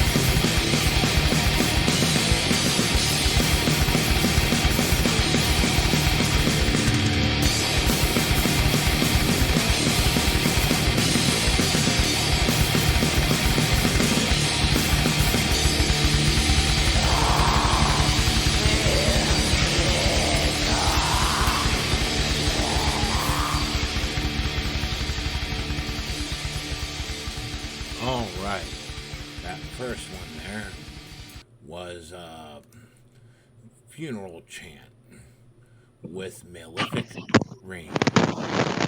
Yes, from their last album. Dawn of Annihilation. Thank you. I didn't have my notes. Yes, that's if as you can tell, that's very old school. It's kind of the Necrovore type sound. Unfortunately, Necrovore only recorded 2 demos, but thankfully, Funeral Chant are dedicated to that sound. And the one in the middle was Enemy Soil with Recomposition. That's off their split 7-inch with Corrupted, but is more Recombustion. commonly Sorry, it was Recombustion. Yeah. Recombustion. That was off their split with Corrupted, but you can probably find it easier on the discography CD Smash the State. Mm-hmm. And Mm-hmm. on drums for Enemy Soil was Mr. King Fowley. Ah, cool. Kind of interesting story. I guess their drummer flaked out. Like he was because he had a studio, Sepultura Suck Studios, which is really just his basement, but like like a home studio. But I guess the drummer flaked, and King was like, "Well, hell, I can play drums," so he played drums for that recording session. As you can hear, he's a pretty damn good drummer. Mm-hmm. The last one was Mayhemic with Mayhemic. Off of their Toba album. Mm-hmm. And that Feast of Skeletons. Mortuary Feast of Skeletons. that was my thrash album of the year, that Mayhemic album. Thrash album of the year. Oh, that's nice. Oh yeah, it's so good. There's something about Chile that just they produce so many great metal bands. You know that's one of the things that I think that metal and punks they really don't. I don't know what's wrong with it. I don't know. You don't know what's wrong with it? Well, no, because I can't hear myself. Well, now I can hear you. Oh, well, I didn't do anything. So, yeah, when you say fix your mic, you need to actually tell me what's going because I can't actually hear myself playing back. Okay. That's one of the. I wish I could, but yeah, I have no idea what I sound like anywhere. But yeah, that's. I know the really fancy ones have a thing where you can actually hear yourself as you're talking, and God, I'd love to have that one. Then you're being a headache because everything reverbs everywhere. Well, no, well, yeah, but that one would do it in real time, not reverb it. But those are very very expensive. Anyway, that's one of the things about like metalheads and punks is we don't really we're probably the most multicultural music fans out there. Mm-hmm. It doesn't matter where a band comes from, or be people. Wow, I'm listening to this band from I think it's Sweden. Aren't I exotic? And we're just like, yeah, we got packages from Romania, and that so I think that kind of ties into a lot of what we were talking about with the history. Is one thing that I've been kind of interested in is finding out what life was like for people in ancient times, be it colonial times or ancient Egypt or whatever. Yeah. It's been interesting for me to even like modern day what's life like in the army and stuff like that. But it's especially like ancient Egypt and ancient Rome, or what were the lives of the common people like, and that's something that I've been actually kind of been focusing on the last The common this people. year. Yeah. Well, yeah, I mean, it's fascinating. What we always have this image of, you know, oh, if you weren't rich, you were a slave, but that's not true. There were craftsmen. There were all sorts of people. Yeah. And it's interesting because you go back. It's like, well, okay, Caligula, insane emperor. Well, just how insane was he? The start of his reign, yeah, he was doing some pretty cool shit. And, like, people were actually out to kill him because, when you eat the rich typically get pissed and they got the money to raise armies. So, He probably how did much go of him insane. going insane was him actually going insane, or how much of it was just him getting a bit too paranoid over the fact people were literally trying to kill him, and how much of that was also propaganda. Because one of the things was like they said he had this whorehouse built on top of or on his estate, and it's like that. But we're looking back at it. Some people were looking back at it more recently. It's like, no, that wasn't a whorehouse. That's where he kept all the hostages so people wouldn't kill him. Yes, there's a lot of hearsay, but one thing that I will point out that not a lot of people pointed out is, um, Rome had ancient, lead everywhere. Mm-hmm. Lead, lead in their drinking water, lead in their they use lead pipes for their indoor plumbing. Yes, ancient Rome had indoor plumbing. They used lead as for their wine jugs, despite the fact that lead was already a known poison. So I've always wondered, some of these insane emperors like Nero or Caligula, how much of that was insanity and how much of that was brought up by lead poisoning? And of course, how much is propaganda? Yeah, How much is propaganda? Yeah, we don't. Yeah. Nero got a bad name because he's the one that started clamping down. He was the first to oppress Christians, and who wrote history later? Christians. Well, he That's did who. kind of slit his wife's throat. Yeah, but that was typical of the day. He was out there eating the rich. The rich obviously hated him for eating the rich, so they wrote nasty things about it. And of course, whenever you decide that your favorite banquet decoration is lighting up Christians like tiki torches, of course, whenever they get power, they're going to sit there and take their turn to bash you as well. Yes, I know, but it's just so fun. Um, and no, he did not actually play the fiddle while Rome burned. Nah, he's one of the ones that he led the relief efforts. Yeah, sure, he benefited from it, but he also made certain that people benefited more than he did by, He, making certain the he fire also wouldn't happen again. he also did not start the fire. That's a popular Yeah, rumor that he actually started the fire. no, he was nowhere near the place at the time. I love Macabre, but they got a lot wrong with the Nero's Inferno song. And they're usually pretty accurate, but they got a lot wrong with the Nero's Inferno song. Yeah, you get all But that shit, but it's like we have, and like the depiction even I was taught the depiction that like of Cleopatra is like just this temptress, not she was a really good politician that used whatever the hell went. Not Cleopatra was a badass. I don't even think that like she picked the wrong guy. Just that the other side wound up doing this. What happened was there was this very unlikely port that Rome took. Yeah. And the admiral did like I forget the names of the guys involved, but I know the fucking admiral did a fantastic. It was a huge gamble, but he won. He took the port. Once he took that port, he was capable of blockading in Cleopatra and Antony, to pretty much squeeze them out. And that's what happened. Was more, one bit luck, one bit good admiraling. And we don't hear about the admiral because the emperor at the time was running propaganda, and the admiral didn't want to get involved in Yeah. the actual political machine. He just wanted to be an admiral.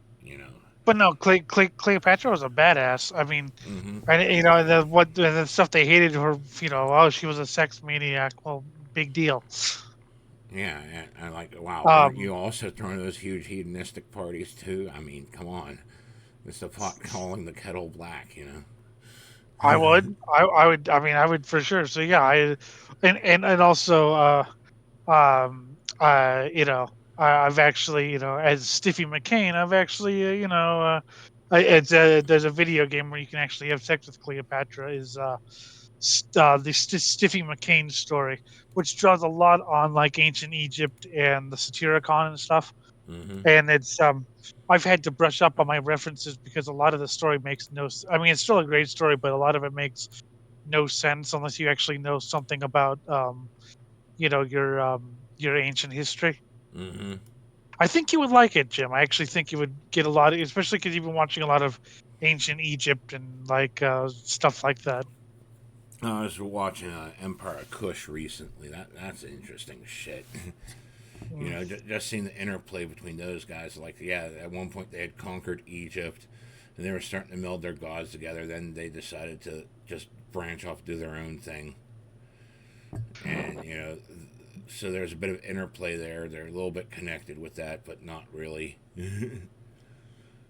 See, that's one thing is people think I'm anti-intellectual because I never went to college or whatever. Yeah. Really, the real reason why I never went to college is I like learning, okay? Like I would pay attention to history class. I hated tests and homework. I loathed tests and homework. Just I you know I so the whole thing about college is I didn't want to I don't want to have to deal with tests anymore. But I love learning. I mean, I'm reading history books about stuff like Hmm. but I'm not an anti-intellectual. I just think that people, there are there are autodidacts in the world, Hmm. Oh, Augustus, and that was who? Okay, never mind. yes, Anyway, although it like and then he got me. I went to college, but I dropped out to sell drugs out of my dad's attic. I thought you were Yeah, killed in the Oklahoma City bombing. yeah, there was that too. But yeah, I died in the Oklahoma City bombing. That's what my father told financial aid when they called home after I skipped a shit ton of People, class. I people who I've told that story to, and I've told that story rather freely. mm-hmm. They like, they literally could not believe that a father would be that cruel. Oh yeah, my father told him that I died in the Oklahoma City bombing whenever they called home, wondering why I wasn't showing up to class. And like I said, I was missing class because I was playing Mud, specifically Looney Mud was my favorite. Mud stands for Multi-User Dungeon. These are the mostly text-only precursors to the modern-day MMORPGs. So, in essence, I was lost to WoW before there even was a World of Warcraft.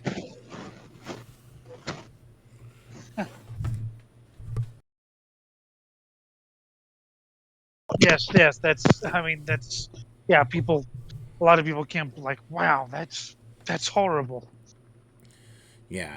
And the funny thing is, when I go back to the day, me being a kid and all, I sat there and cried how unfair it was without even realizing my own culpability and like everything that happened to me. That this was largely my fault. If I would have just shown up to class and made the grades, financial aid wouldn't have cared one bit. That's You true. know. But yeah, I mean, I see people. So I mean,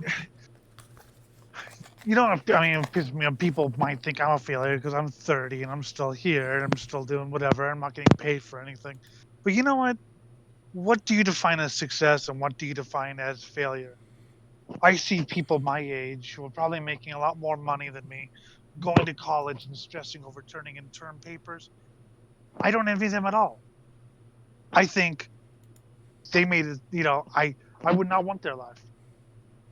Yeah, and a lot of it was they played things safe. A lot of these people, and like, oh god, whenever that was one of the things that was with Jeff. Okay, one of the reasons Jeff idolized me growing, I didn't even know he idolized me until like years later. Whenever we grew up, shortly before he died and all. But like he idolized me because he was from the upper middle class family, so I envied him because he had all the toys, he had all the video games, he was capable of living a better life than what I did. But he envied me because I could just go out and do what I wanted.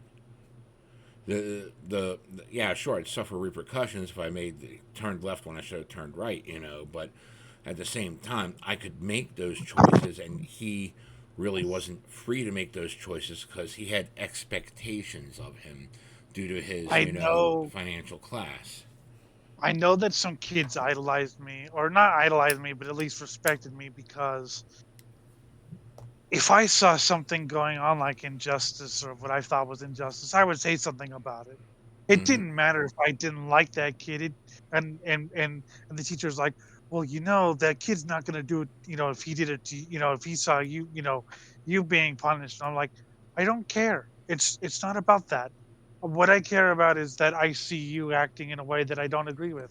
And so some people would mention that, and of course I get embarrassed and like, oh, I just, I really didn't, I was just doing what I was doing. Hmm.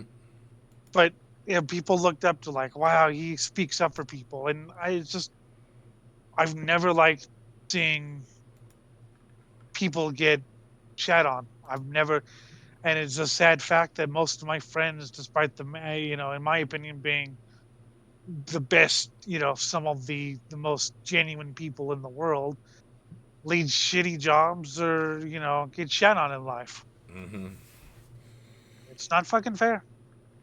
And But to top it all off, we both took a shit ton of risks, and yeah, a lot of them haven't paid off, but it's one hell of a story, And I look yeah, back, there's a lot of things yeah, I didn't amount to much, but I had so many adventures. I didn't even leave my corner of the state until I was in my 20s. I wish a certain mutual friend of ours didn't take as many risks as he did. But yeah, we all took risks. Mm-hmm.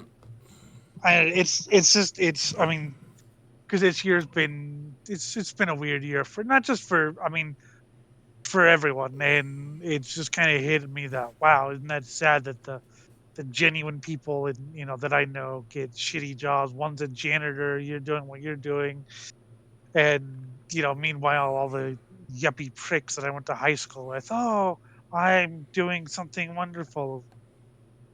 And they don't deserve that. Mm-hmm. They'd fuck their own mother for a nickel.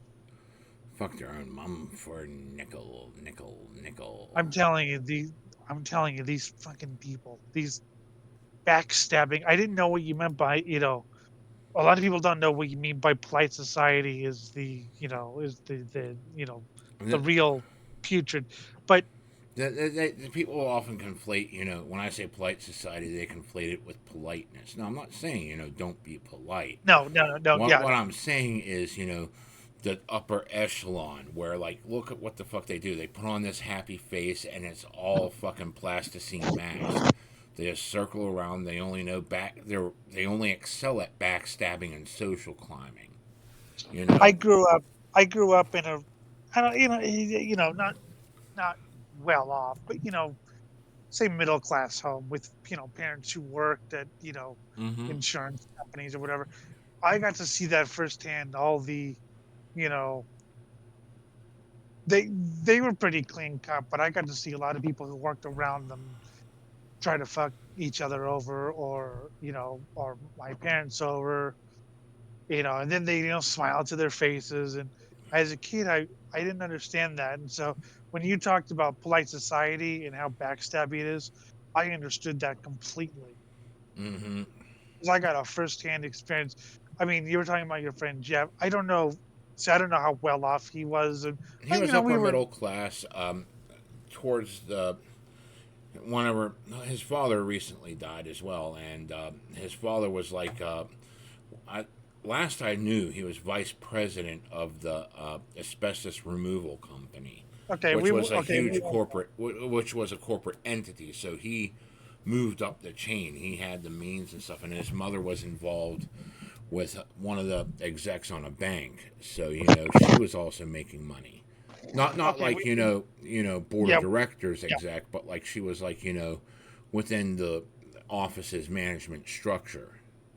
Okay. We weren't that big, but we were. We had. I had. Toys, and we had. Cars, and things to have fun with or whatever. And, you know, like that. Kind of like middle class. I was always but however, we were also mortgaged up to our eyeballs. That always kind of pissed me off. People, oh my god, you guys must be rich. Why? Because we have a couple cars. I mean, I don't know. But anyway, and so I was kind of embarrassed about. So I kind of hid a lot of that shit for a while because Mm-hmm. I thought people would think I was richy rich.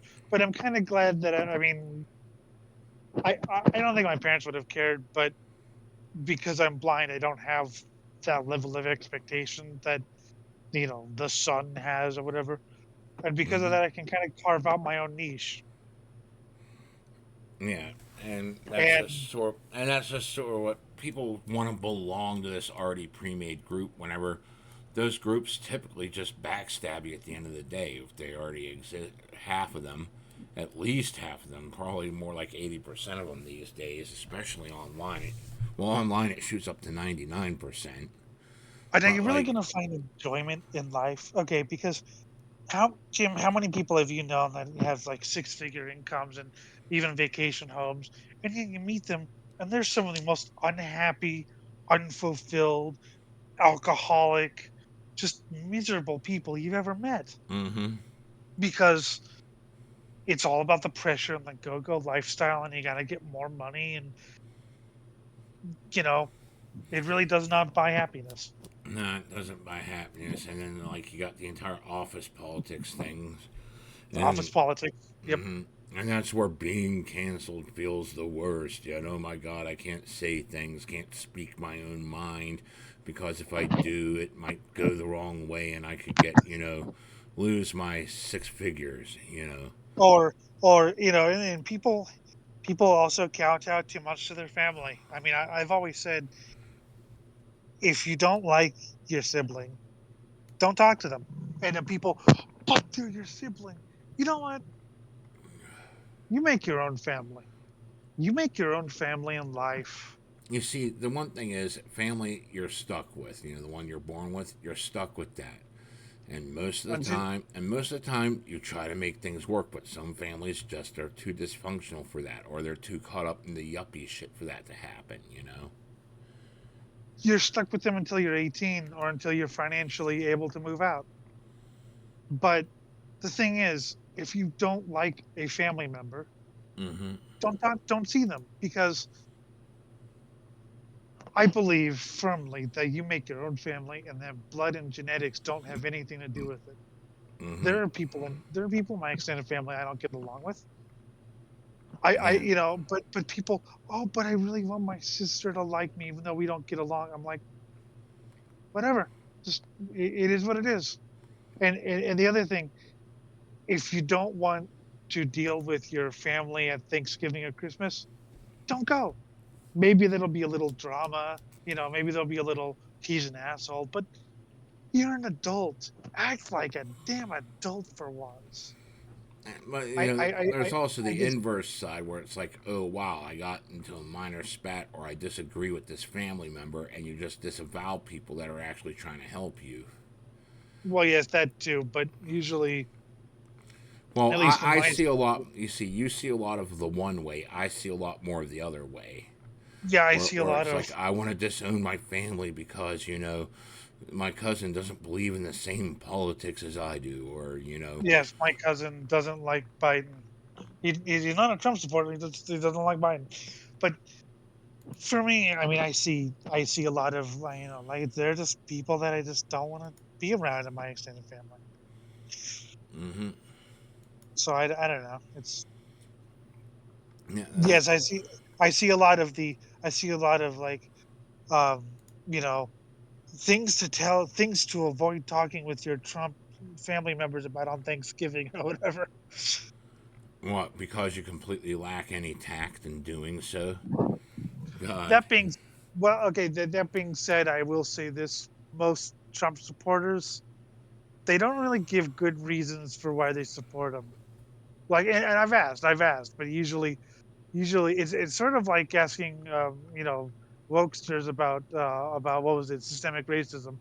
I asked a Trump supporter why he supported Trump, and all he did was, "You fucking woke tard." And I'm like, all I asked was why he.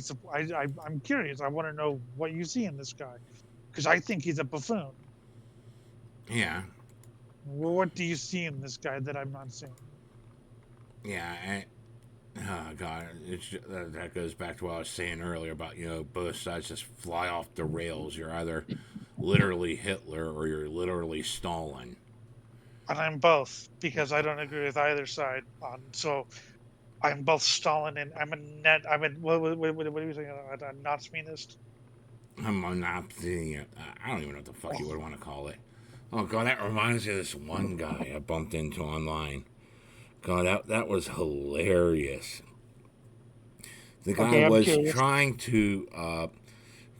was trying to like make some sort of new political ideology by combining uh, National Socialism with communism, but he Well, was that's been trying done to before. also remove the authoritarianism, which is like, I don't even understand how the fuck you could do that, because you remove the authoritarianism. There's more than enough differences. Yeah, there's some similarities because one's give to the state, you know, and the one form of socialism was give to the state, and the other form of socialism was like, you know, give to the ideal and try to There redistribute. were very, very early on, there were people who embraced more of the socialist aspect of the national. So, like Felix Strasser was one of the Strasserites.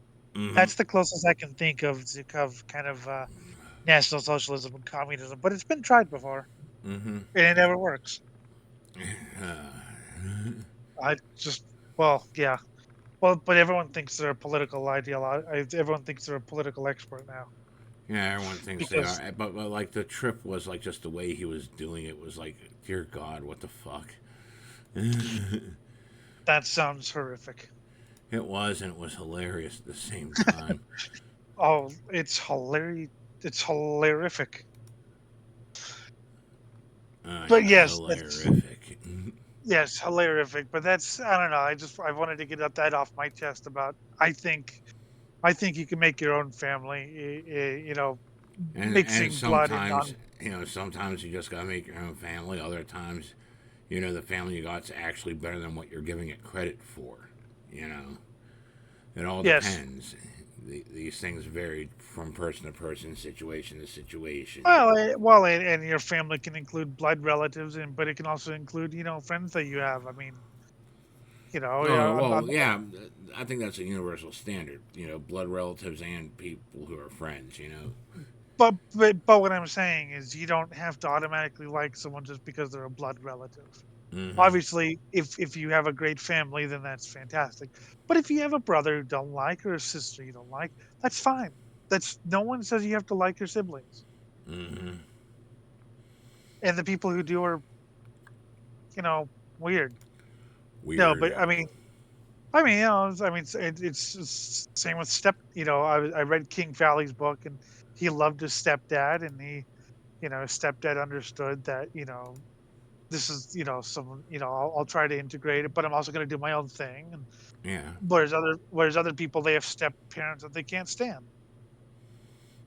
Yeah. So you never know. Yeah. You never know. Well, Life's a damn mystery. speaking of a musician, Yes.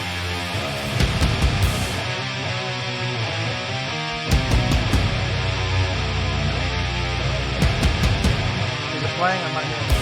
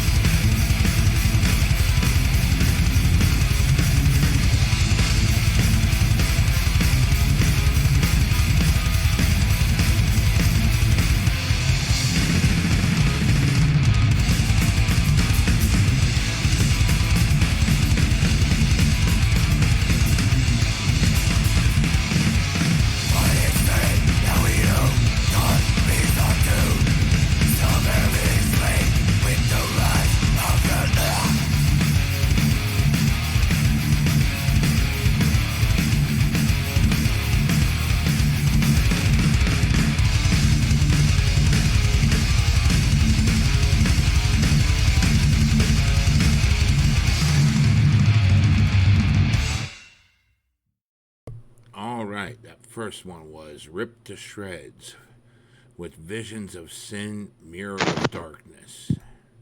That's from their brand new album,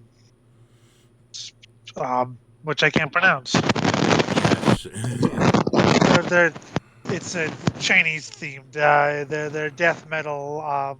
That's on Relapse Records, and yeah, that was just released. Another great album this year. And Andrew Lee's something of a riff god. I hate saying that, but he is. All right, the next one was Coffin Rot with Perverted Exhumation. Another new album. This one on Maggot Stomp Records. I'm telling you, 2024 has been a great year for metal. Yeah, it's pretty good here. And that, It's and that last what one was Oath of Cruelty with Summary Execution at Dawn. off the album Summary Execution at Dawn, released a couple years ago on Dark Descent. Um, did you like the drumming on that Oath of Cruelty, Jim? Oh, yeah, that was nice. Yeah, the guy's name is Matt Mayhem. He's a fucking beast. You don't get the name Matt Mayhem for nothing. Yeah. But yeah, two great records from this year. One from a couple of years ago, and yeah, I was again just thinking about the different history videos we've watched and the different, what we've learned. And I was always kind of sad. And when did you start? When did you get into like history? Was it school or? Well, I'd like different points in history. There were certain things I romanticize about. I wouldn't say like just general into history until like probably college. Whenever I started being able to have things fed to me that like questioned my own views on history. Yeah, because I think your version of history was more watered down than even mine was. Yeah, I mean, shit. Just call it the Westward Conquest. Okay, that's what happened here in the States. Well, it was just a huge. There was lots of things to go with the expansion and all that. Some nice heroic things, but it was a war, multiple wars of conquest because you're forcing other people off their lands. My education was sort of yeah, it happened and we expanded the US and manifest destiny, great, but also we did some really horrible things. Here's what we did. Yeah, they kind of downplayed the horrible things we did and just said the good parts. It's like, well, you can admire all the good things that they did, but there was also a lot of real shady shit. I mean, God, just the Mormons alone. They were very successful in their conquest of that region. It was just, yeah, there was a lot of massacring they did. Not just the natives, they massacred other settlers too. I do have to stress that some of the things that I may have learned in history class may not have been what other kids learned because I read the whole history book. I had this thing. It was like a CD player, and it had some people read the history book on it was like a CD, but it was like a really long. It was like a 29-hour CD, probably horrible bit rate, but who cares? Just people, right? And yeah, they gave me the history book on CD, and I thought it was really interesting that I could hear this thing. And so when we were on the school bus, I would actually read the history book because there's nothing else to do. I have headphones, which I had from my Braille note, and I have this. I didn't have CD, CD player, iPod, so I listened to the history book. So I would hear about stuff that they never got around to covering in class or stuff that was downplayed. We also had some videos in class, and I don't know if they were officially sanctioned by the school, but one of them actually said that Abraham Lincoln never thought black people would be equal. That's something they Yeah. don't tell you in the history books, but it was actually in school, and we were kind of shocked by that actually, because when in school you're taught that Lincoln was that's all he wanted to do was free the slaves. Oh no, the first Actually, thing he wanted to do was keep the Union together. restore the Union. Yeah, and then restore the Union. And Yeah, I then, mean, the Republican Party was against the expansion of slavery. yes, But, you know, and that's what attracted a lot of actual abolitionists who were against slavery totally. But, like, Yeah. yeah, and what happened mid-war was, like, you know, it had been going on for a while now that there was no point in just saying this is about fucking maintaining the Union anymore. Fuck it, we'll just go to the inevitable end game and throw out the fucking Emancipation Proclamation just to try to bolster more chaos among their ranks and shit. Somebody mentioned, and I heard this a couple days ago, and I wish I remember who said it. But if you look at the Emancipation Proclamation, it's a military document. Yeah. It's not a proclamation of freedom. It's a military document. Mm-hmm. I heard that a couple days ago, and I don't remember who said that, but And it's it's not just, and one thing people don't get is that, you know, there were technically northern states that still had slavery, and not a single slave was freed by the Emancipation Proclamation up north.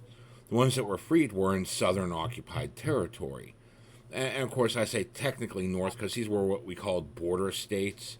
They still had slavery legalized. Of course, throughout the war, they slowly, I think only one of the border states like waited till the end of the war to finally get rid of slavery. But you know, they slowly did away with it over time. But you know, the Emancipation Proclamation didn't like free any of those slaves, and it only freed slaves in like liberated territory, or what we would term as liberated territories. These are the places that like we were able to occupy. You know.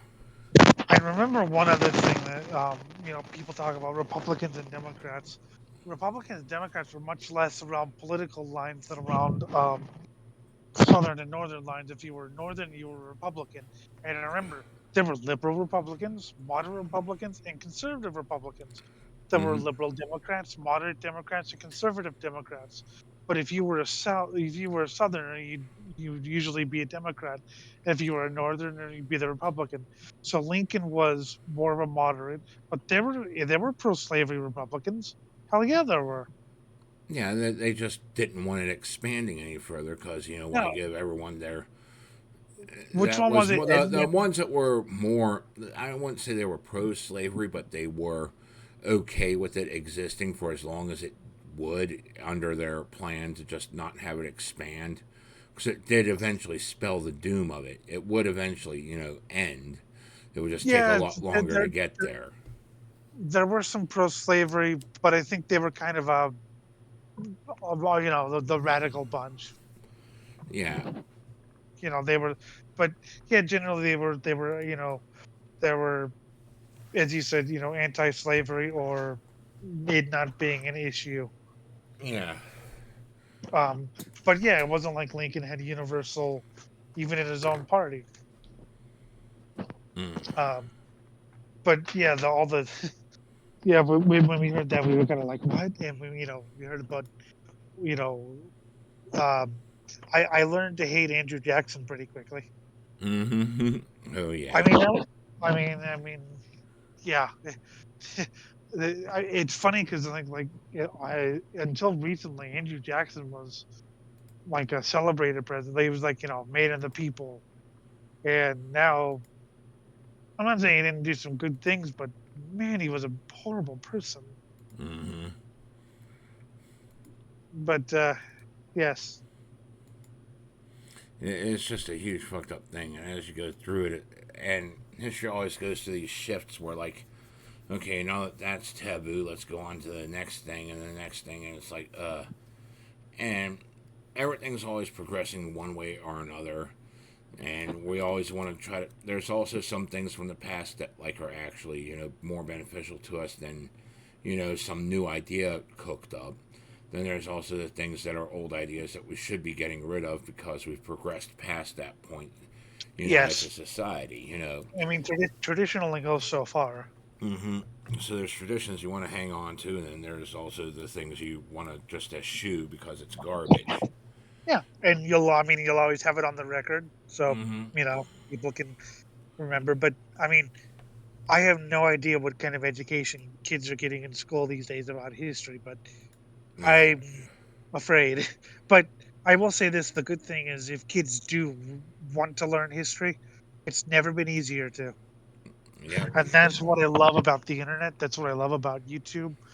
As annoying as it can be, as sensory as it can be, it's never been easier to, as one person snark, become an expert on something in 10 minutes. Mm-hmm. But it's true. I mean, I found that some of the things in school, maybe they taught us differently or whatever, and I could look it up. Before you had to you had to go to like the library and get an encyclopedia, Or wait for a special order book to come in.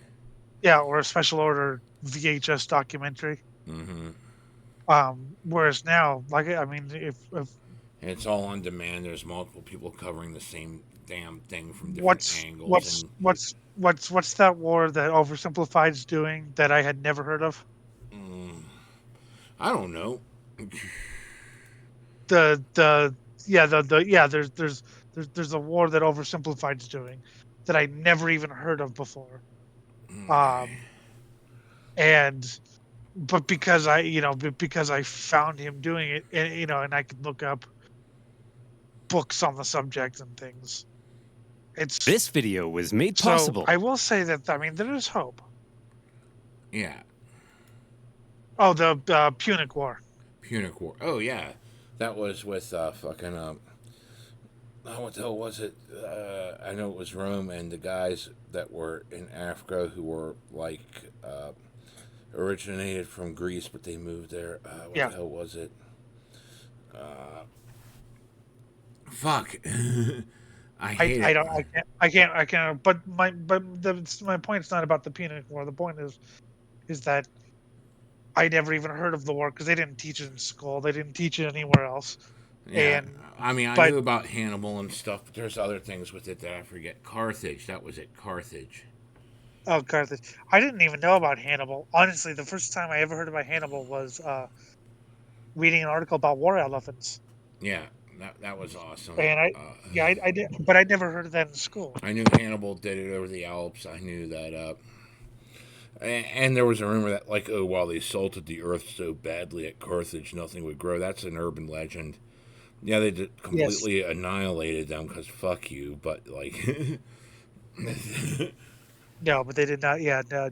But yeah, so I mean, if you want to learn, and again, as you said, different angles. You can. There's documents about how Russians saw, you know, communism, how Russians saw World War II, how Kosovoans saw it, how hmm Serbs see World War One. That's interesting. I mean, You know fuck. how I've heard some shit from like very communist leaning, if not communist, kind of socialist dude.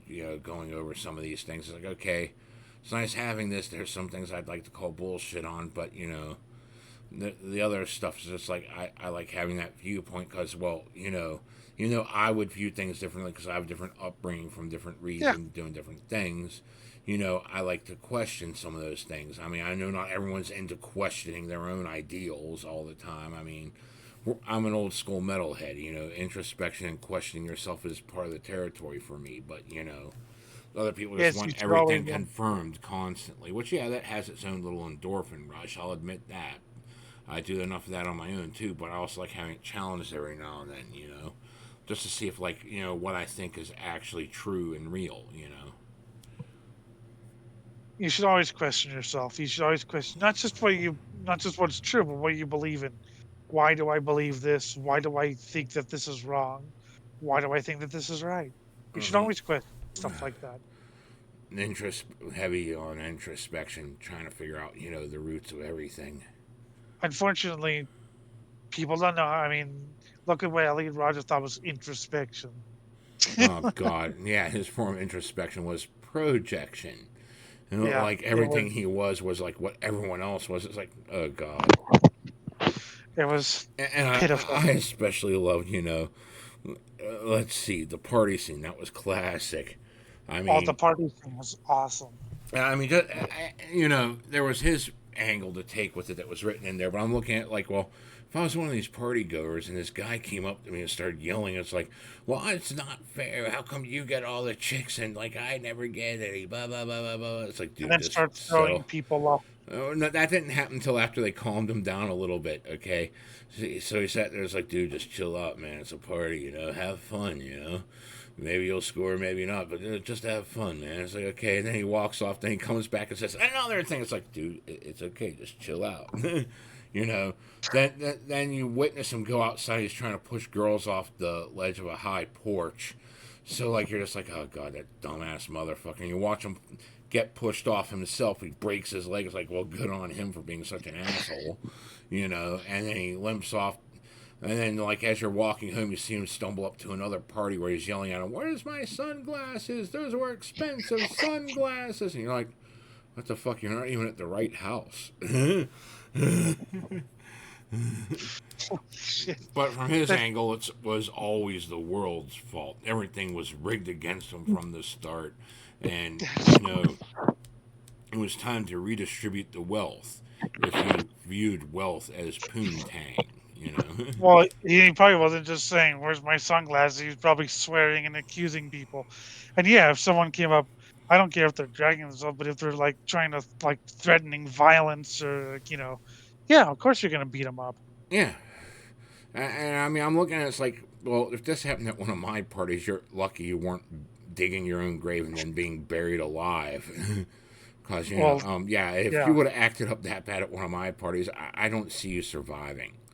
No. That was tame compared to Yeah, that was very tame and polite compared to what could have happened. I like that the last thing my computer ever did before it died was delete My Twisted World. I knew it was running, so I knew it was running slow, and I thought it just needed to be reset or whatever. But I deleted some stuff, thinking maybe I'd, clear it out a little bit. And the last thing I deleted was My Twisted World. Yeah. It was like, God. It was like, I still liked my name up for it. It was like attempting anything is hard. Just give up. or even if you really try and you just couldn't do it. Or another title for the thing. The key to success is blowing thousands of dollars on lottery tickets.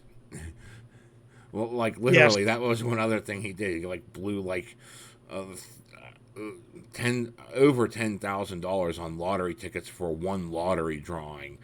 I think he just took all the leftover tuition money, all the leftover college loan and tuition money he might have gotten, and just blew it all on lottery tickets. Well, no, he probably asked his parents for more money. Oh, there's that possibility too, because he was actively spoiled by them, which is like where he got a lot of his wires crossed. Well, you're spoiled by I still feel bad for that Sumaya chick. She was the only, his stepmother was the only person that tried being a real parent to him, setting boundaries and trying to tell him what's what and trying to get him to experience different parts of the world by taking him with her to her home country and shit. It's like, dude, and that was the chick that he cussed out the most because she's ruining her. It's like, no, she's actually trying to turn you into a young, decent adult, And it doesn't sound like that she actually did anything like really strict or cruel. Like, yeah, okay, having her introduce, you to two people, so why don't you play together? That's a little embarrassing if you're kids, but then it turns out that they became friends. Mm-hmm. So it's not, she just wanted him to get out. And, yeah, okay, she wouldn't let him play World of Warcraft for like more than an hour. How many times have you heard that from parents? Yeah, I know, That's really. like typical parenting. You can have an hour of video games. So, of course, on the weekends, it's like you can play video games as much as you want. Yeah. But, yeah, but yeah, God, I remember those episodes we did. Yeah, that was cool. But yeah, the mother was, just gave him whatever he wanted. Oh yeah, and red carpet, to the premiere of whatever events. Movie. It's like, what the fuck? And you're bragging like, this is the great thing, but because I'm not making $1 billion by the age of 14, I'll never amount to anything. I'll never get a girl. Yeah. And it or was, you could, it's like he enjoyed skateboarding, but then he gave up because I'll never be as good as Tony Hawk. but And then, like, like, during his little rampage thing, they even noted that, like, he tried running over skateboarders. It's like, yep, he was pissed off that they were having fun and they could probably do that one trick he never could. well, the other thing is he never tried to get a girl. Like, and if he did, he would always see them as like, just like trophies rather, and oh, I didn't like her. She was ugly or whatever. He had that one female I, friend that I guarantee was trying to flirt with him throughout the years because, like, she kept sticking with him and it wasn't. And the way he wrote her, it was like he saw her as a friend. But, like, some of her actions, I think maybe there was a little bit of interest early on until he started pushing everyone away. well, yeah, and then they kind of, they got separated. Then when they, met him again, it was like, oh, she's just a spoiled girl. It does sound like that he had some interest in her. It sounds like he had some interest in her and she might have had some interest in him, but, like, he But never he saw fucked it the up. interest and he fucked it all up. And Yeah. I'll admit, I probably fucked up some interest, not by being, but just I don't understand body language and visual cues because I'm blind assholes. Yeah. Um, but yes, so that's what I think that should be. I think My Twisted World should be taught kids. This is what not to be. Yeah, what not to be. Yes, if Uh, if if if, if you're new here, we did a 16-hour, 2 8-hour episodes, so 16 hours of not reading the entire book, but basically sporking My Twisted World. We went from the beginning to the end, and I don't think either of us have been fully sane since. no, it definitely lets you see, like, how this whole insult thing pans out. It's like, dude, it's just a negative feedback loop. You don't need that shit. How did we do 8 hours of that? I don't know. I have no idea. And then we did it again the next day. Yeah, I know. That was rough. But yeah, so his thing about skateboarding, he couldn't kick flip, so he gave it up. Rather than, I mean, look, I'm a terrible drummer. Okay, I can barely do a drum roll. I can barely do a drum fill. I can play decent hellhammerish beats. I couldn't. If someone broke into my house and held a gun to my head and said, "Play a blast beat," I'd go, "Yeah, you're just gonna have to shoot me." But am I gonna give up drumming? Hell no, I love drumming. It's like, I'm still going to have to go out and get myself a bass again because I love playing it, but I Hell fucking yeah. suck. At my height, I could do some half decent generic riffs, but, and I could keep up and do rhythm and all that, but, like, that was at my peak and it still wasn't good and I couldn't come up with my own fucking riffs to save my life. But I still love doing it. It was fun. I don't need to be good at it.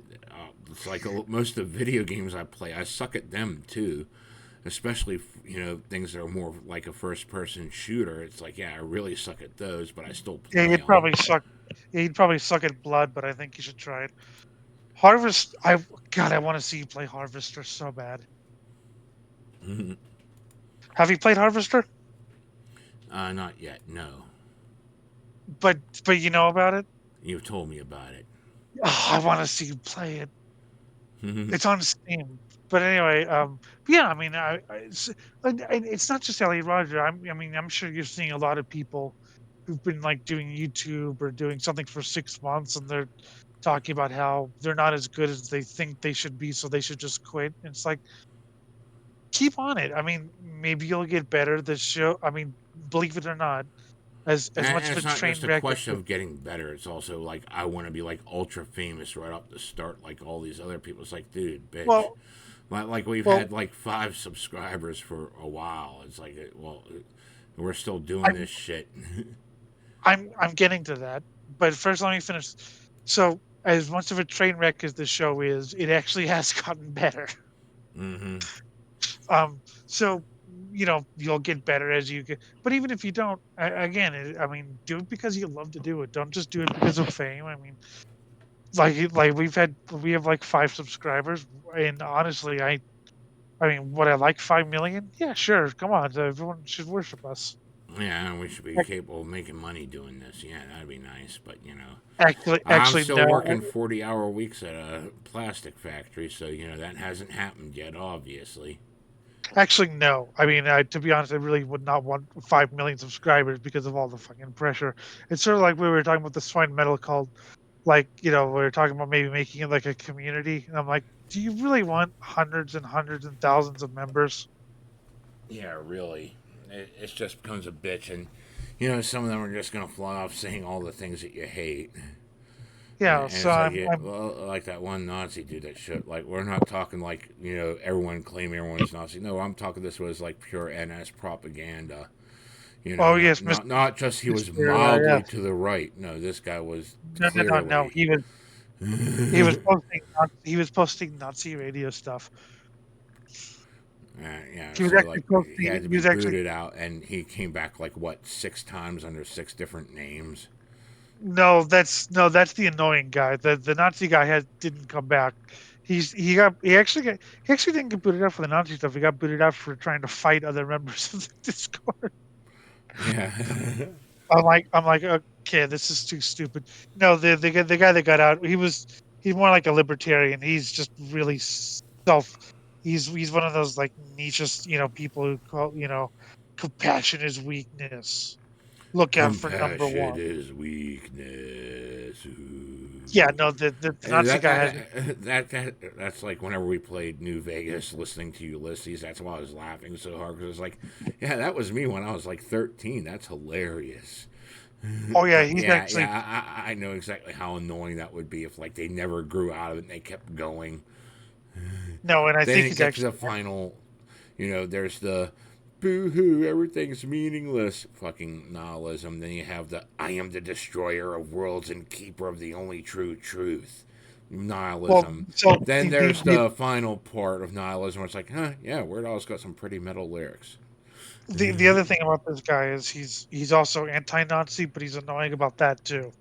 Like he won't point it. Like he posts a band and he'll point out like, oh, that guy's a racist or whatever. But then he's talking about compassion being weakness. Yeah. Such winners. The whole lot. But oh no, our Nazi friend hasn't come back. Well, the one I'm thinking of, and he went there for this one, was one of the members started adding a bunch of her friends. Mm-hmm. And one of them decided to add a bunch of his friends, and they were all anime geeks, and so we had to ban like 30 people. Not because they're anime geeks, but because they were annoying. Oh no, they were fucking annoying, man. They were like kids, and they were. So yeah, we had to ban a lot of them because they were just so annoying. And then one of them posted something I thought was really objectionable. Oh, But yeah, God. I mean, but I like the server. It has like 50 members, and like there's 5 contributors. But as much as I say that, you're all welcome to join. Yeah. We'll filter you out later. We'll help you out later. Yeah, you'll be banned, but you're welcome to join. Anyways, I think it's about that time. Yes, I think it is. This is the music playing. I can't hear. It's playing. Okay. Well, this has been the Swine Brothers Show, episode 211. We'll do more, folks. You can email us at cosmicgodsdie@gmail.com. Facebook is Swine Brothers. Of course, I have access to that again. And Twitter, SwineBro666. You can also find us on our Discord. And, of course, like, comment, subscribe, share. Most importantly, share. That's the Jim. I've been Elliott. And I can't hear the fucking...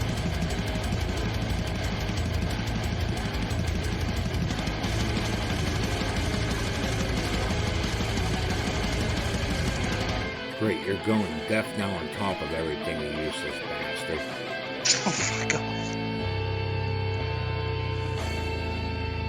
Now your screen share went whack.